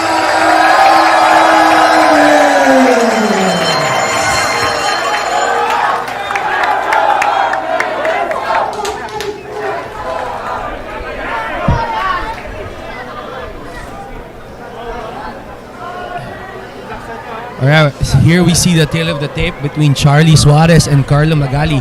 Dean, what do you think about the advantage and disadvantage for each fighter? Slight height advantage here of Charly Suarez. Both of them actually weighed in at 129, so that's within the super featherweight limit of 130. You take a look at Charly Suarez and Carlo Magali. Charly Suarez mukhang walang mancha ang kanyang mukha. But Carlo Magali looks like a battle-scarred veteran. He's a gladiator. He's been around a long time. He's actually, going to check the age here. Charly Suarez, I understand, is 34 years old. Carlo Magali is 36 years old. But you know, age, that's just a number. It won't matter when the fight begins. That's right. And we also know that Carlo Magali hasn't fought for the past 3 years already. Will that be a disadvantage for him? Well, let's see what happens here. Both of them are orthodox fighters. You know that the Magali is someone who is a grizzled veteran, so he knows what to do inside the ring. Even if he's coming off an almost 3-year layoff, you know that he'll bring a lot to the table. And I think also that can be an advantage for him because his eagerness right now to fight and be back here in the ring is something else. We'll talk about the ring activity of Charly Suarez. He fought last August, So he's back in the ring now. And by the way, it's not just the WBA Asia Super Featherweight Championship on the line. It's also Magali's Philippine Championship. So 2 championships on the line. This is a battle between champions. And that's always an exciting thing to see. Champion versus champion. Carlo Magali versus Charly Suarez. Well, Magali looking to force the action here. He's a pressure fighter. And Suarez, the Olympian, he knows what to do with his boxing skills. Leading off with his combination. Likes to throw that left jab. And Magali doing the same thing with that left jab. And looking at them, they don't really have a size difference that much. And this is gonna be a dog fight for sure. I think so. Charly Suarez with a slight height advantage, 5'6", Magali's 5'5". So Also, no bombs being thrown here, Garen. that's right. And here we see the Dean that they're very similar in style right now in the starting round. You know, I'm surprised. I expected Magali to come out smoking. He's a brawler. He's had a lot of knockouts. He's got a lot of experience under his belt. But I think he's pacing himself. Because he's experienced, because he's a veteran, he knows we're scheduled for 12 rounds. He's not going to throw it all out in the first round. He's pacing himself. Both of them are trying to be the aggressor here also. No one trying to back down from anyone. So it's really similar this starting round. No fireworks yet.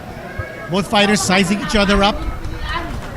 Charly Suarez a little more active, a little busier than Magali in this first round.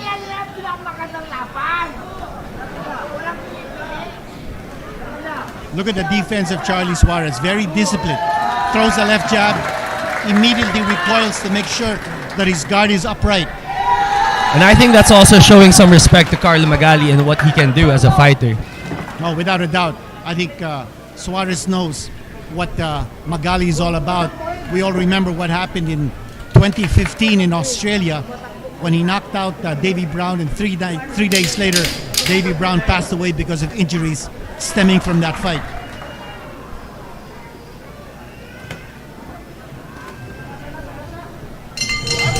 And that's the end of round number 1. Garen, a round that I would give to Suarez because he was a little busier. We didn't see the fireworks we expected. We hope to be able to see some fireworks in the next few rounds. But that's right, Nadine. He was very much more active than Carlo Magali in that first round. So we can see that they're really trying to test each other out and distance themselves. But we'll see the second round. I'm sure it's going to be more exciting. And Magali getting instructions from his cornerman, Reynaldo Inosian, and Charly Suarez in his corner. Delphine Bohols, a former Philippine national boxer, in his corner, giving him instructions. And we're not going to see too many adjustments in the second round because the first round, hardly really major punches were thrown. Charly Suarez showing much better movement around the ring, circling away from Magali. And let's see what happens here in round number 2, Garen. Well, over the past fights of Charly Suarez, he has really developed a lot of new techniques, being more active also. And so Carlo Magali adjusting and seeing how else he has changed as a fighter. And check out the head movement here of Charly Suarez, and also the way he moves out of the range of Magali. Look at the way he steps back and the way he's able to control the ring. That's right. He has very good footwork right now. Charly Suarez is showing it off. But also the head movement for sure, Nadine. It's very efficient too. But you're seeing a little more aggressiveness now on the part of Magali. Earlier in this round, you see him trying to push Suarez back, trying to put a little more pressure than what we saw in the first round. And again, it's Suarez now throwing punches. You expect Suarez to counter. Well, that's what Suarez is doing right now. While he's moving away, he's also throwing some counter punches against Carlo Magali. Again, I'm surprised. Very little pressure being applied here by Magali. He needs to take the fight away from Suarez. Right now, Suarez is controlling this fight from the middle of the ring and using his boxing skills. Look at the way he evades the haymakers being thrown by Magali by taking a step back. in using lateral movement. And that's good spacing and footwork again by Charly Suarez. He knows the power that Carlo Magali has for sure, and that's why he pays respect by moving away, dodging his head. So staying active also defensively.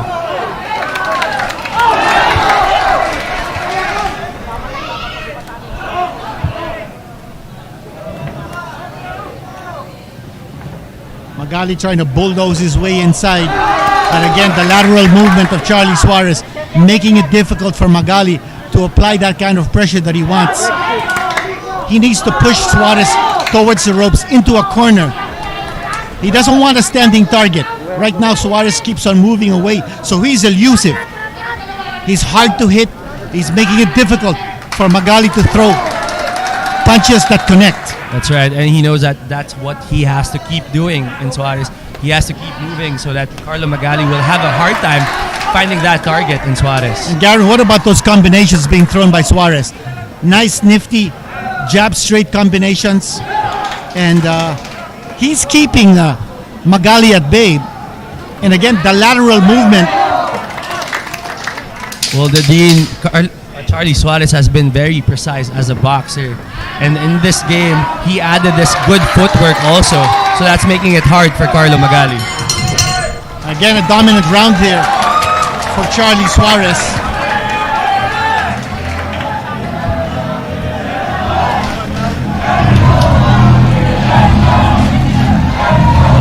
And you're hearing it from the crowd here. I think the Flash Ballroom here at the Olordo Sports Center in Sucat is split even. One half going for Suarez, the other half going for Magali. And the fans of both these fighters are really lapping it up, they're whooping it up, and they're yelling encouragement for their fighters. So slow motion replay. You mentioned the precise punching of Charly Suarez, connecting from long distance, able to control the fight from the middle of the ring. Well, Charly Suarez has very good conditioning, and we can see that in how he moves his feet, also his head, his hands. So Charly Suarez staying active all throughout the 2 rounds. So far, no big punches landed. And Garen, before this fight, we were talking to our ringside experts here. Coach Franco Rulloda was saying that Magali is a very durable fighter. In his last fight against Alto Yogon, where he won the vacant Philippine Championship, Magali went down in round number 3, got up to win the championship via a split 12-round decision. This guy's durable. This guy's tough. That's right, Nadine. He's nothing but he's really a fighter. That's what he is. He has the heart of a champion, and he's not gonna back down from anyone. That's for sure. And you also notice Suarez is making Magali miss, and he's disrupting the flow of the offense of Magali. You notice that his timing is a little bit off now because of the movement of Charly Suarez. Well, Suarez slowly trying to throw off some combinations against Magali, trying to be precise with those and hitting the head of Carlo Magali. Magali throwing a haymaker that time. But you see he's chasing Suarez around the ring. He needs to cut him off. Well, right now, Carlo Magali really chasing Charly Suarez, and this might get the best of him later on with his conditioning also being laid off for 3 years, Nadine. And we know Charly has been very active, one of the most active boxers right now in the Philippines. That's right, very, very active. And his elusive tactics here, making it difficult for Magali to find a standing target. Excellent defense also being shown here by Suarez. But it's really his ability to move around the ring and make Magali miss. No easy target here for Magali.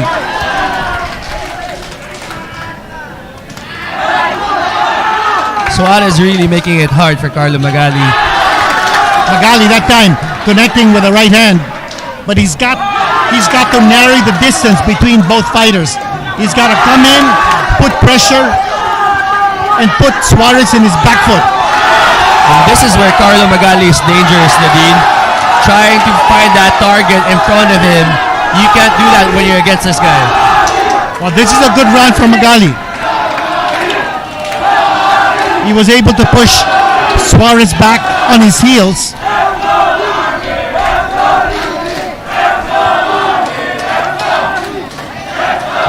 As you mentioned earlier, Garen, conditioning is going to be key in this fight. And we know Charly Suarez can go all 12 rounds. With his activity, we know that he can go all 12 rounds, Adine. Again, peppering Magali from a distance is Charly Suarez. But I will give this round to Carlo Magali. More aggressive. He was able to push Suarez back into the ropes.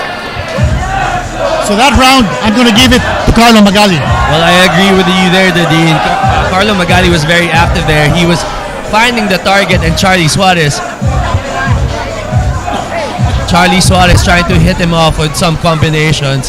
But I think Magali's combinations were a lot more in this round. So I'll give this round to Carlo Magali as well. Just because of his sheer aggressiveness, Magali was able to put a little bit of pressure on Suarez, but Suarez's technique and his Olympic experience showing up very early in this fight. 3 rounds are down. We're entering round number 4. In our unofficial scorecard, it's 2 rounds for Suarez, 1 round for Magali. Well, Magali slowly getting his momentum here in this fight. Hitting targets, hitting his punches against Suarez. So Suarez connecting that time. Again, that movement of Suarez moving away and around. Magali is making it difficult for Magali to really catch his footing. And I think that's what Suarez has developed over the years. Moving, bobbing and weaving, making it really hard for his opponent to hit him.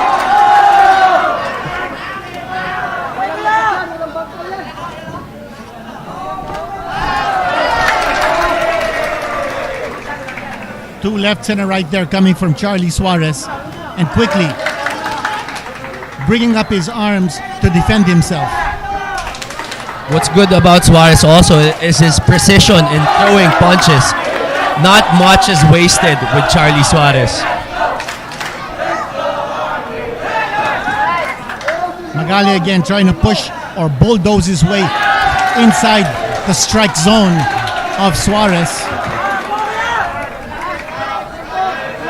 And again, a tactic of Suarez. Once he's pushed against the ropes, Suarez holds on to Magali, forcing the referee to separate both fighters. And that's what you get in Charly Suarez. His wit, his tactics, making it really hard for you to hit him. So it's either he goes away from you or he goes really close to you. Again, you see the tactics here of Magali. He's trying to turn this into a brawl. He's closing the distance. He's pushing his path inside Charly Suarez.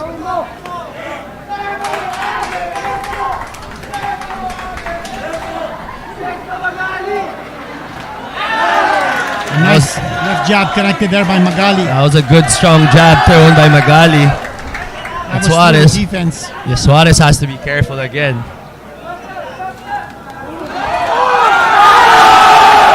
Magali connecting that time, and Suarez wants to pay him back.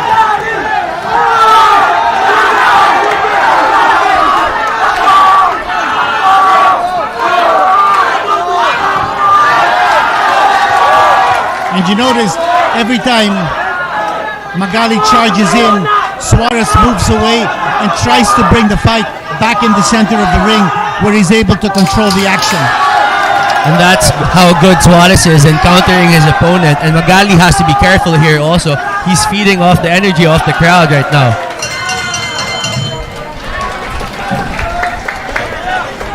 That actually was a very close round. But I'll have to give that to Charly Suarez because of his skills. The way he was able to move around from Magali and control the action from the middle of the ring. Let's take a look at some slow-mo action. The precision of Charly Suarez really in this round. He was able to hit and connect Magali with a lot of combinations, Nadine. Charly Suarez on the attack. And what you like about Charly is his versatility and his ability to be flexible inside the ring.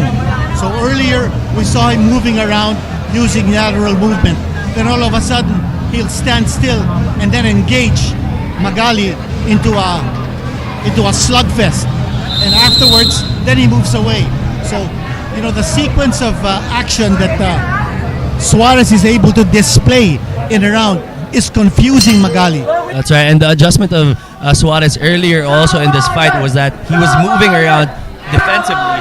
But we saw in this round that he was moving around while throwing off combinations. And you also notice now that Suarez is throwing combinations not to counter but actually to lead off. So he's not waiting for Magali to throw the first punch. He's actually beating Magali to the punch. And what's happening right now is that Charly Suarez is seeing his target right in front of him. Magali has to move away if he wants to try and win this fight. Some brilliant connections there coming from Charly Suarez. And watch the way he moves away from Magali.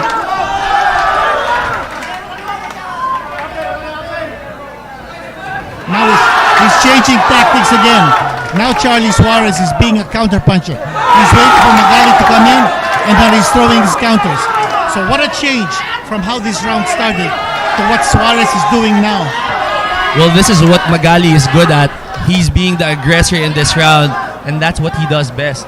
And right now, he's trying to connect also with some combinations of his own. So he's being a little successful here, Nadine. Well, for Magali, it's all about pressure. He really needs to be able to apply that pressure.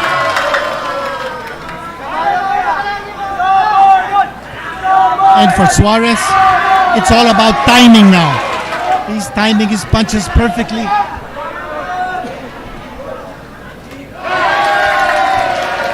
That was a good uppercut by Charly Suarez. As you were talking about the timing, Nadine, right now Suarez is showing us just that.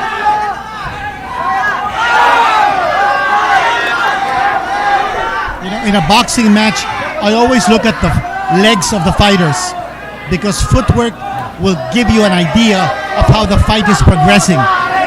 And the footwork of Charly Suarez is excellent. And you can see that with his Olympic experience, he's able to bring that here. He's able to bring it to the pro ranks. And that's what has been the big advantage for Suarez in this fight. His footwork definitely being able to move laterally, left to right, backwards and forward. So really find that precision and timing for Suarez. And right now he's making Magali miss again, all because of his foot movement. And Suarez pushing him out, and the referee, Noel Haguka, giving him a warning. Now it's just a series of punches being thrown here by Suarez. He's frustrating Magali.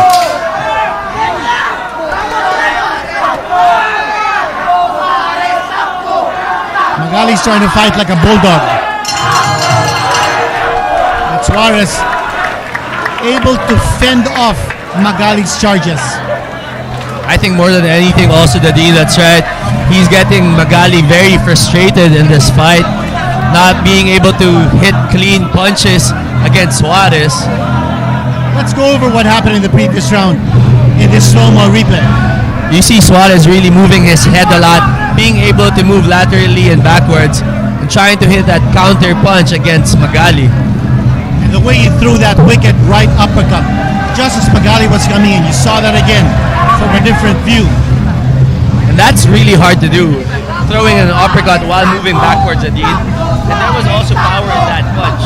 So that was really impressive by Suarez. More slow-mo action here. A lot of those punches, however, landing on the gloves of Magali. Now what's happening is Magali is taking a step back because as Suarez comes in throwing a lot of those punches, Magali's not able to counter. He's not able to throw any punches. And for Suarez, that's the key. You stop Magali in his tracks.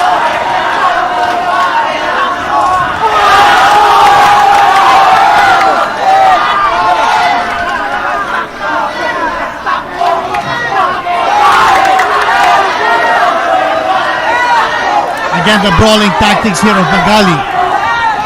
Well, for this round, I think Magali knows that he's kind of losing to Suarez. That's why he's being more aggressive now. And Suarez has to be careful here. And he can't be complacent at all because we know that Magali has strong punches also.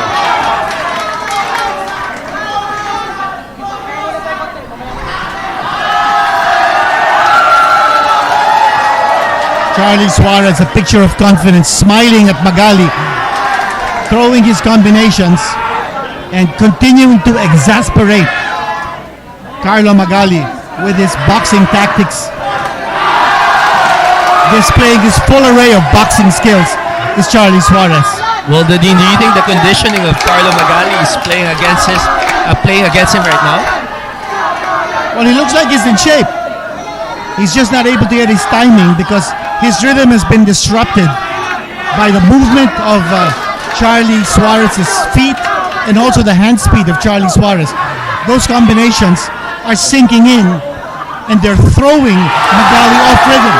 That timing connection by Charly Suarez.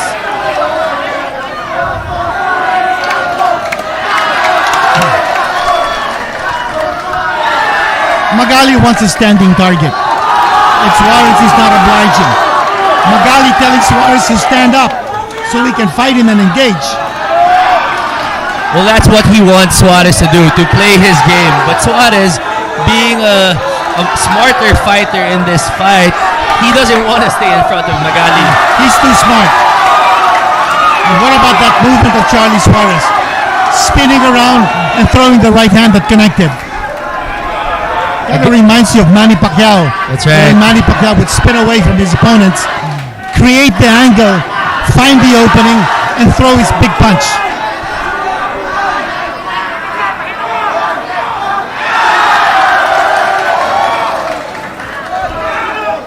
Well, Suarez really frustrating Magali right now. And again, this is what you can get when you have really good conditioning in Charly Suarez. He looks like he's in really good shape. But you're going to have to hand it also to Magali. He's in there trying to make a fight of it.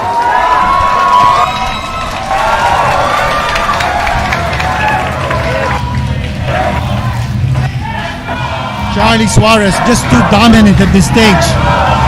He's able to control the action with his skills. And Carlo Magali getting a little frustrated.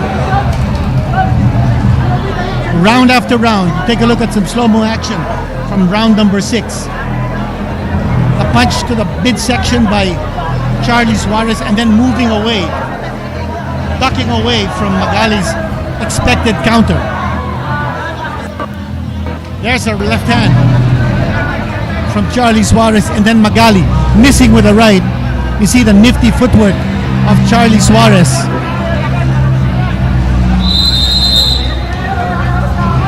Moving away and throwing punches, Charly Suarez really hitting those efficiently. And for all those who are boxing scholars or students of sweet science, you have to watch Charly Suarez. The way he's giving a boxing lesson inside the ring. Look at his footwork. Look at his hand speed and combinations. And the change of strategies that he's employing. Sometimes he's engaging. Sometimes he's on his back foot.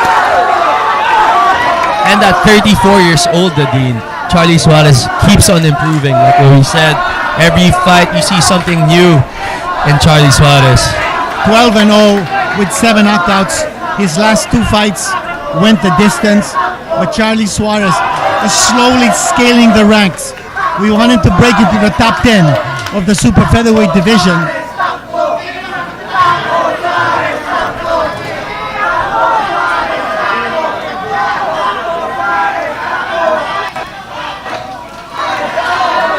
And Magali has slowed down here. He's not throwing enough punches at this stage. Well, I guess he's trying to pace himself, Nadine. If this will go the distance, 12 rounds, we're only in the 7th round right now, so he's trying to pace.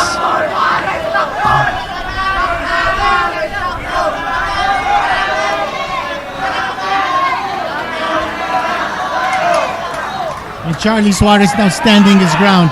He's waiting for Magali to come in, and then he throws a left hand. He throws another left hand, beating Magali to the punch. Well, what he has been doing successfully in the past rounds was that he was baiting Magali to go in, but right now Magali is not active, so he's the one being aggressive here. That's a flurry of, I counted 4 or 5 punches. That time thrown by Charly Suarez. You talk about hand speed, you talk about foot speed. Charly Suarez has them both.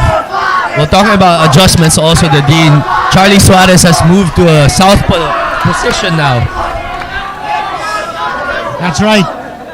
Good observation there, Garen, and continuing to confuse his opponent, Carlo Magali. He's switch hitting right now, and that's a clever tactic to try to continue to gain control of this fight. And you know, we said that at the top of our coverage, right from the get-go, right from the onset of this fight. Charly Suarez doing a lot of adjustments inside the ring, throwing his opponent off.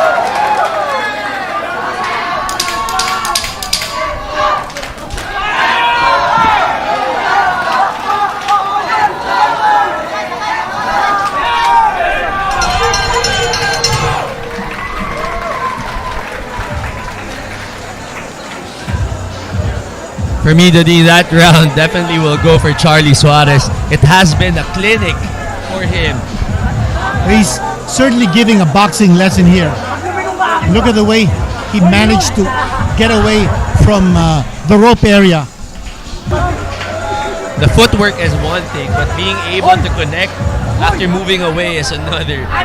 And that's what Charly has been doing efficiently against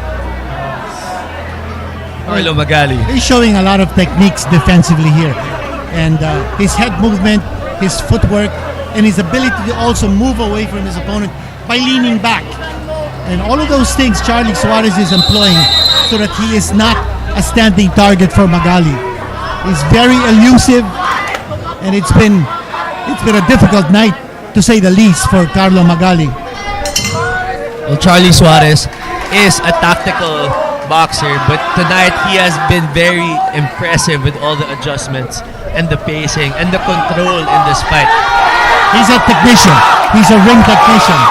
And you would think that the way he's able to control this fight, he really doesn't need to adjust. But I think it's a mark of a very clever craftsman that he's able to throw a lot of ring tactics and strategies just to make sure he's on top of the game. Well, Magali right now trying to be aggressive again. Maybe the corner has told him that we can't win in points anymore, the Dean. So he has to really try his luck here against Charly Suarez. Well, that's a good point. In our unofficial scorecard, in the first 7 rounds, we gave Magali only 1 out of the 7.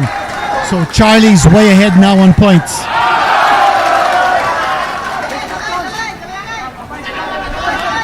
What we haven't seen here is the explosiveness of Charly Suarez's punch. We want to see a little more power thrown by Charly here. We haven't seen Magali get hurt. We've seen Magali get frustrated. But as far as Charly Suarez hurting Magali with power, we haven't seen that yet. Well, you know, actually, I talked to Charly Suarez yesterday after the weigh-in, and he, surprisingly, he doesn't really want to hurt his opponent. He said he just wants to win the fight, and he doesn't want anyone to get injured. So, well, we know that Charly Suarez is a good guy, but he really is a good guy. But he's had 7 knockouts out of his 12 wins, so he does pack power.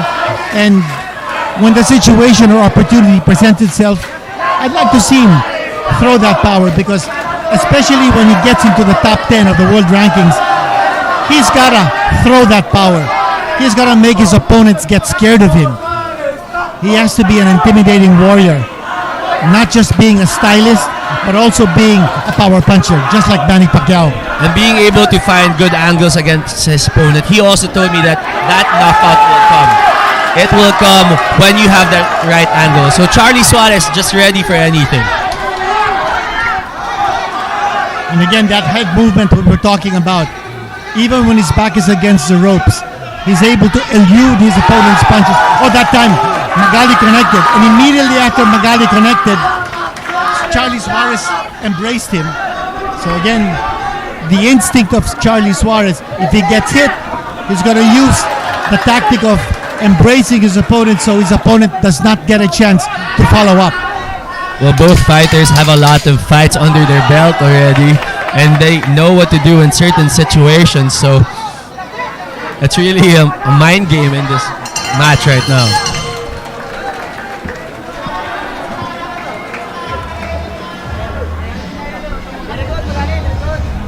Nice action we saw Garen in round number 8. And let's see some slow-mo replays of what transpired in the previous round.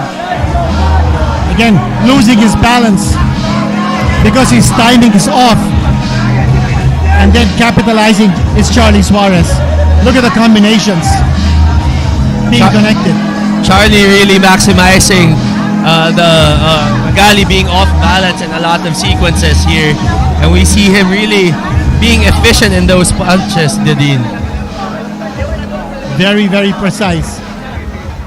Here's Magali trying to put some pressure, but very sporadic attacks on the part of Magali because Suarez has been able to control the action. Round number 9 coming up. You know, it's been an interesting fight, although somewhat one-sided, as Magali really has not been able to show what he can do. You know that he's a brawler. You know that he likes to fight from up close. But Suarez has been able to show a lot of nice movement in this fight and impressing everyone with his technique and his ring generalship. Well, Magali has been trying to show signs of hope in this fight, but Suarez was able to adjust all throughout this boxing match. So it has been nothing but frustrating for Magali. Magali trying to throw punches, and look at the way Suarez is able to back away from those punches and the attacks of Magali.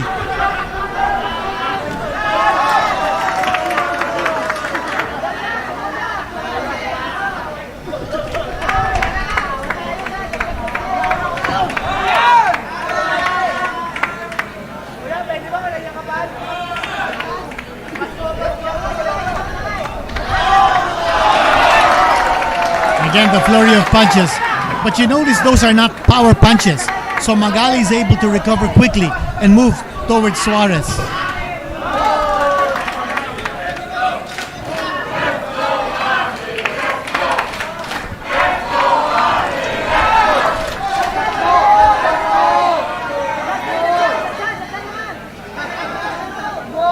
You know, Magali resembles the former World Junior Welterweight Champion from the Philippines, Pedro Adige. Way back in the 60s when he was fighting, it somewhat resembles that former World Champion of the Philippines. Dean, looking at Suarez right now, would you think this is the 9th round? He's still very active with his footwork, head movement. You can really say that he's in top shape. Yeah, he still looks fresh. And Charly Suarez continuing to throw punches from a distance. And then he moves in. You know, I see a lot of Manny Pacquiao in him, except the power. The way he's able to control by moving in and out. He throws combinations, and then look at him. Again, the ducking tactic and then the moving away. Yeah, I think if he really wants to become a world contender, he has to develop that power punch, Dean. Without a doubt. He's showing good tactics here, showing a lot of good technique. But when you're invading the global ranks, you've got to intimidate your opponent. You have to make your opponent respect you and be scared of you. But you know, he has a 58% knockout rate, Charly Suarez. So it's really surprising that he hasn't really thrown a lot of power punches here in this fight. I think he's content in piling up points. I think he also has respect for Magali's power. So he's really not thinking of engaging him because that would be fighting Magali's fight. So Charly Suarez wants to fight his fight. and the way he's moving around and the way he's fighting from a distance is exactly the way he planned this fight out to be. And that's right, Dean. Magali is definitely fighting Suarez's fight. He's really having a hard time right now with Suarez's movement, closing in, going away, hitting those combinations against him. It's really frustrating if you're Carlo Magali. We're moving into round number 10. And you're wondering, can Magali do something different? Can he adjust to be able to get the better of the exchanges against Suarez? We all know that Magali needs to pressure. He needs to push Suarez into the ropes, push him into a corner, and throw his bombs. But that distance is working against Magali. There's always a clear distance, clear space between the two fighters, and Magali has to come forward to narrow that gap. Well, anything can still happen in this match. We know that in boxing, things can change in one punch. So Suarez really has to be active, moving his head, moving his feet, because we know that Carlo Magali has strength. So we don't want to see a knockout here if you're Charly Suarez. Well, again, I remember what happened to Carlo Magali in 2015 in Australia. He was way behind on points in a 12-round fight for the IBF Pan-Pacific Super Featherweight Championship against Davy Brown. Then in the 11th round, Magali dropped Brown once and almost had him off his feet at the sound of the bell. And in the 12th round, Magali knocked out Brown and he won the fight. He won the IBF Pan-Pacific Championship. So this guy's a very durable guy. He was way behind on points in that fight, but he managed to win it on a dramatic 12th round knockout. Well, that's what's scary about Carlo Magali. And you really can't be complacent with him. Well, it's happening right now. Charly Suarez is way ahead on points against Carlo Magali. We're in the 10th round. What will happen in the next round, the 11th round? That was when Magali put everything on the table and exploded in dropping his opponent, Davy Brown, and then winning the fight in a knockout in the 12th round. Will there be a repeat of what happened to Magali in 2015 in this fight? Well, Magali, a veteran of the sport, he knows what he's capable of. He knows why he's here. He deserves to be here. That's why he's against Charly Suarez. So you can't really count him out just like that. He's also the Philippine champion. He's defending his championship, and Charly Suarez defending his own version of a championship, the WBA Asia Super Featherweight belt.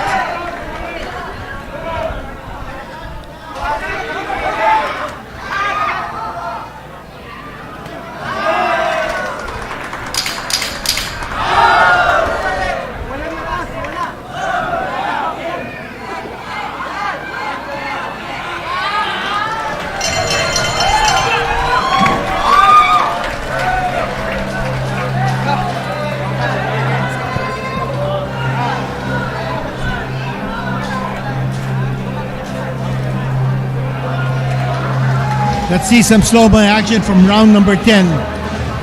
Again, a round that Charly Suarez dominated. You see the swarming tactics of Magali, but look at Charly Suarez connecting. 2 left jabs, right on the button, right on the money. And then the uppercut, the left hand coming from Charly Suarez. And right now, Magali just doesn't know what to do. And he has been making it hard for Magali. He has been making Magali miss all throughout this fight, Dean. So, like what you said, it has been very disappointing and frustrating for Carlo Magali. Round number 11. Again, this is the round where Magali showed his ferocity and proved that he's a very dangerous opponent in Australia back in 2015. Remember, Magali has fought 12 fights overseas. That's the same number of fights under the belt of Charly Suarez. And in 12 overseas fights, Carlo Magali won 5 and lost 7. This guy's a road warrior. As we said in the pre-fight, He's fought in Russia, Malaysia. He's fought in Ghana. He's fought in Australia. He's fought in Thailand. But right now, he's taking a boxing lesson from Charly Suarez. Well, Magali, really a road warrior, like you said, Dean, and that's why he has a lot of followers here also. He has a huge entourage, a good following, because you can see him, really, you would root for him also, because he is a fighter. I'll tell you, one thing you can say about Magali, he's got heart. This guy's got guts. He's not backing down.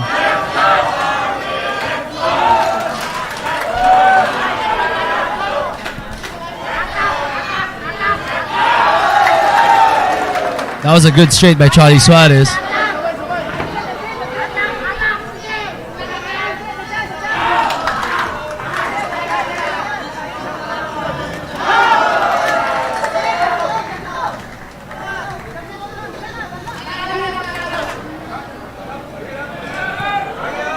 Looks like Magali's running out of gas here.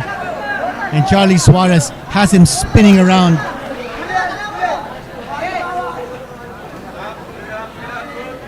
Well, time is on the side of Charly Suarez right now. We can see also that he is in better shape, so he can really use the time and waste it. The combinations of Charly Suarez look really sharp. Again, just the point that we were making earlier, Garen, it's the lack of power of Charly Suarez. He needs to be able to pack a lot more power behind his punches if he wants to ascend the world rankings and go straight up to the world championship. Well, we can see the activity and precision of Charly Suarez all throughout his career, and that's right, Dean. I think if he is able to add that power in his punches and combinations, he is going to be something else. He'll be a complete fighter, because what we've seen here is a lot of techniques, a lot of strategies and tactics and adjustments made by Charly Suarez to confuse his opponents. I mean, his defense has been really off the charts, the way Charly Suarez has fought defensively in this fight.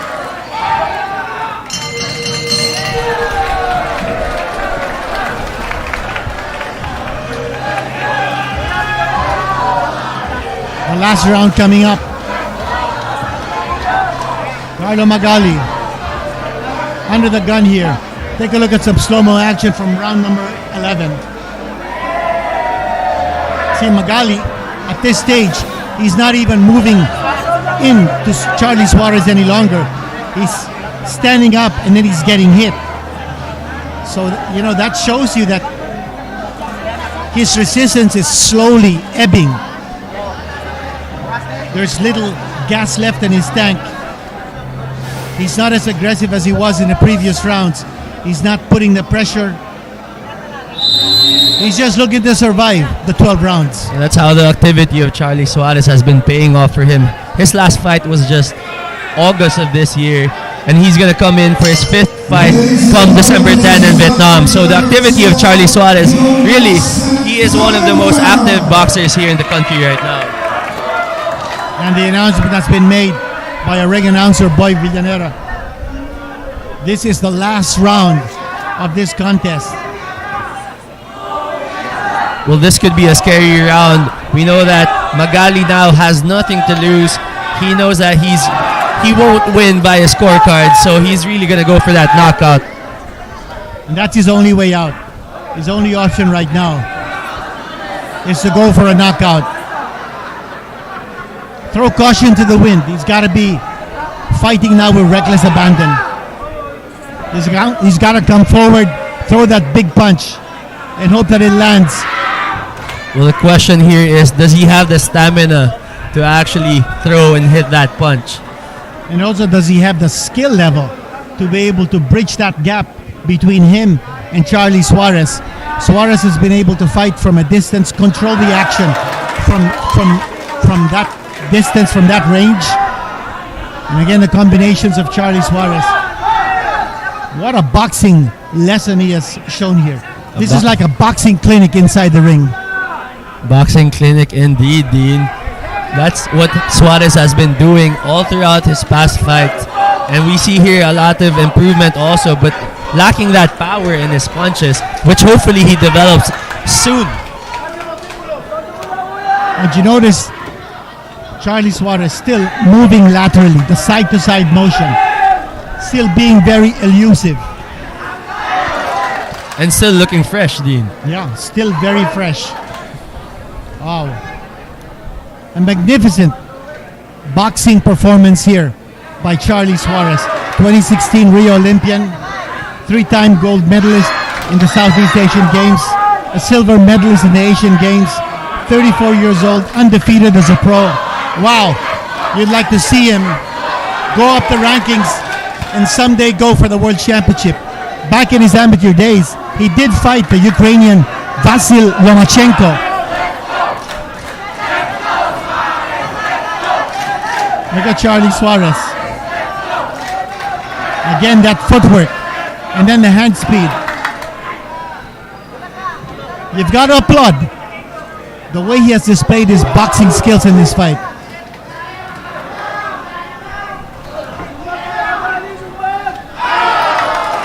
Nice connection with the left hand there, Charly Suarez. And he did everything in this fight.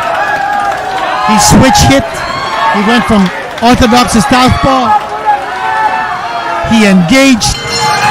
He controlled the action from the middle of the ring. And Charly Suarez with a big smile on his face. Guaranteed picking up his 13th victory in his pro career. Well, that was a very impressive 13th win for Charly Suarez, Dean.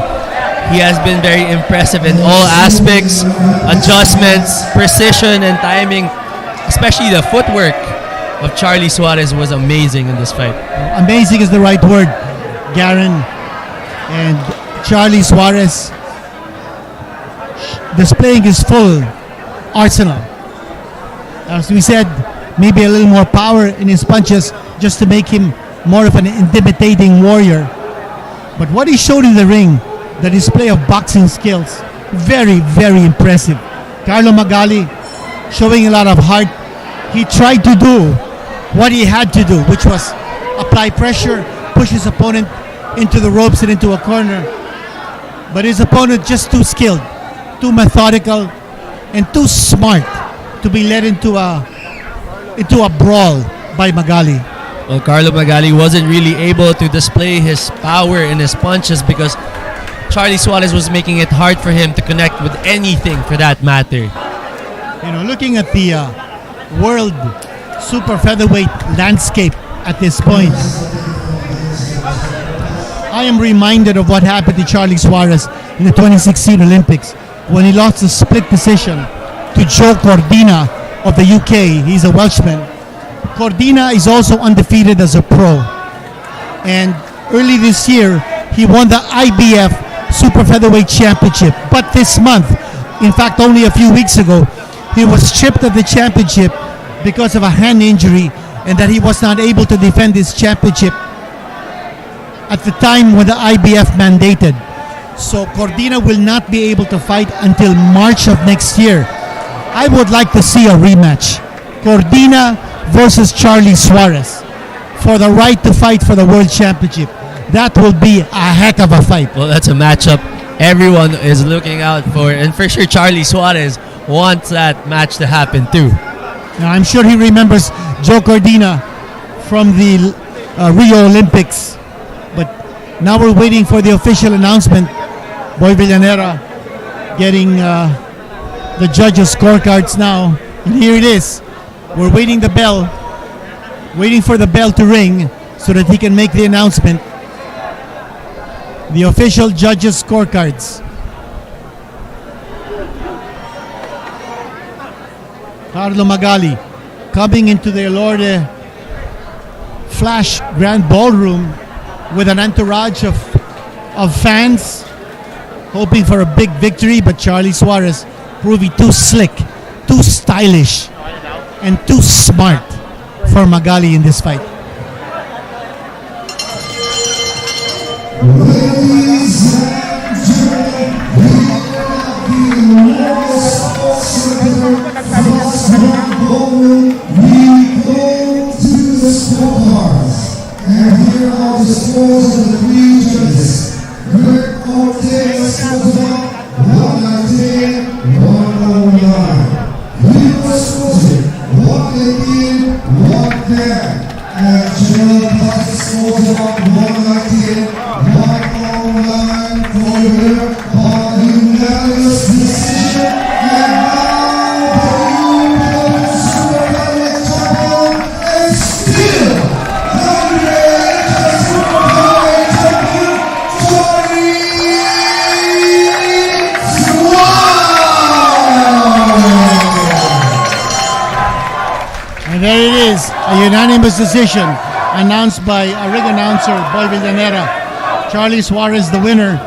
And Garen, two judges gave just one round to Magali, and that matches our scorecard, while one judge gave 2 rounds to Magali.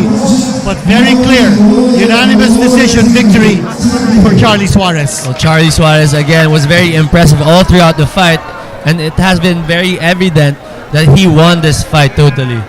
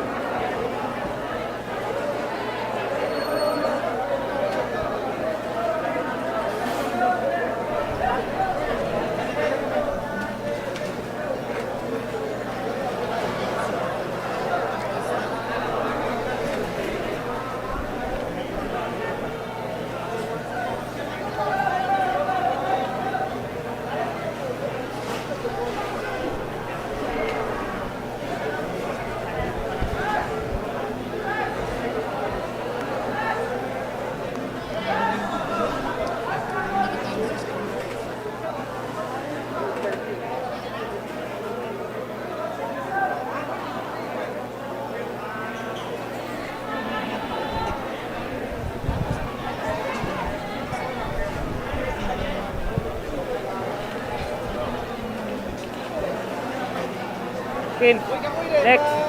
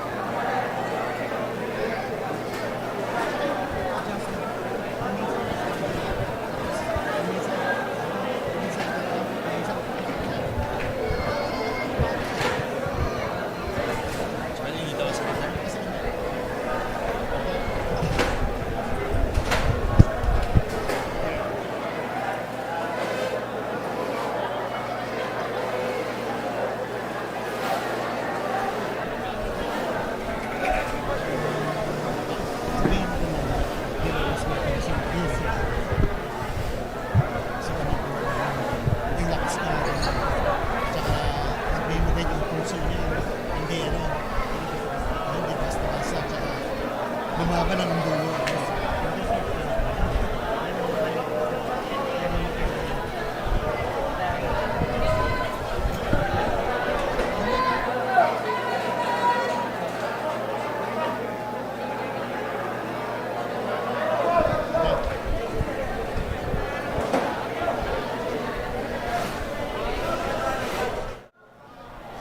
Alright, ngayon kasama namin ni The Dean, si Charly Suarez. Charly, matanong ko lang, saang parte ng laban nahirapan ka? Meron ba? Lahat naman po, yung rounds, bawat rounds, iniisip ko na mahirap para ma-overcome ko siya. By God's grace naman, overcome ko at maganda naman ang kainatnan.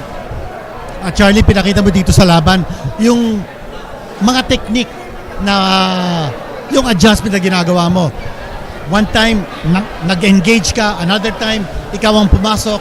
Another time, nag-switch hit ka. Pupunta ka sa southpaw. Anong iniisip mo sa lahat ng mga ginagawa mo sa loob ng ring? Iniisip ko po una na hindi ako ma-injury kasi hindi lang po ito yung laban ko. May pinaghandaan po ako. May pinaghandaan po yung team namin at sawa ng Panginoon, nabigay naman po yung pinag-insayuhan namin na talagang magbigay lang yung best na hindi ako karoon ng cut or anumang mga karamdaman sa aking katawan. Well, kita rin namin, Charly, yung conditioning mo all throughout the fight. Parang ngayon, kaya mo pa lumaban ulit eh. Pero ano bang inaabangan namin para kay Charly Suarez sa susunod? Sa amin kasi, yun nga, yung laban na ito, part lang po ito sa journey ko to become world champion by God's grace and His will. Na, may susunod pang mga laban, hopefully na matuloy this coming December. So, kaya ingatan ko po at pinag-ingatan namin ng team namin na dapat lamang lang sa bawat round at puntos lang. Charly, pag-usapan naman natin si Carlo Magali. Mukhang malaki din ang respeto mo sa kanya. Una, si Carlo is hinangaan ko, magaling na boksingero, matapang, matibay, veterano at isang karangalan sa akin na makalaban ko si Carlo Magali at nagbigay din niya yung best niya sa taas ng ring. At umanga ko kasi hindi lang siya na isang boksingero na kunting tama, marlumural, bagamat yung aggressiveness niya, yung determination niya to win, nandun pa rin. So, isang malaking salot ko, Carlo Magali, hopefully na magkikita kami soon, may sparring at makatulong ako sa kanya, makatulong din siya sa akin. Meron akong isisingit dito ng katanungan, Charly. Yung tumalo sa iyo ng split decision sa 2016 Olympics, Joe Cordina ng UK. Naging IBF Super Featherweight Champion siya this year, pero na-slip siya because of an injury. Undefeated pa siya. Ano kaya? Makakalaban mo kaya si Cordina? Makakakuha ka ng revenge sa kanya? Una po, yun po yung isang hinahangad o minimiti ng isang boksingero. Kasi si Joe Cordina siya yung opponent ko sa last 2016 in Rio, Brazil Olympics. Natalo niya ako by split decision and sa pro naman ngayon magkatimbang kami at hopefully na makaharap ko ulit siya kasi hindi naman revenge bagamat nandun yung eagerness ko na maipakita yung galing, maipakita sa kasi mahabang rounds at makabawi. Yeah. Alright, thank you, Charly. A lot of things ahead for you and for us. Kaya naman, congratulations and thank you. Congrats, Charly. Thank you.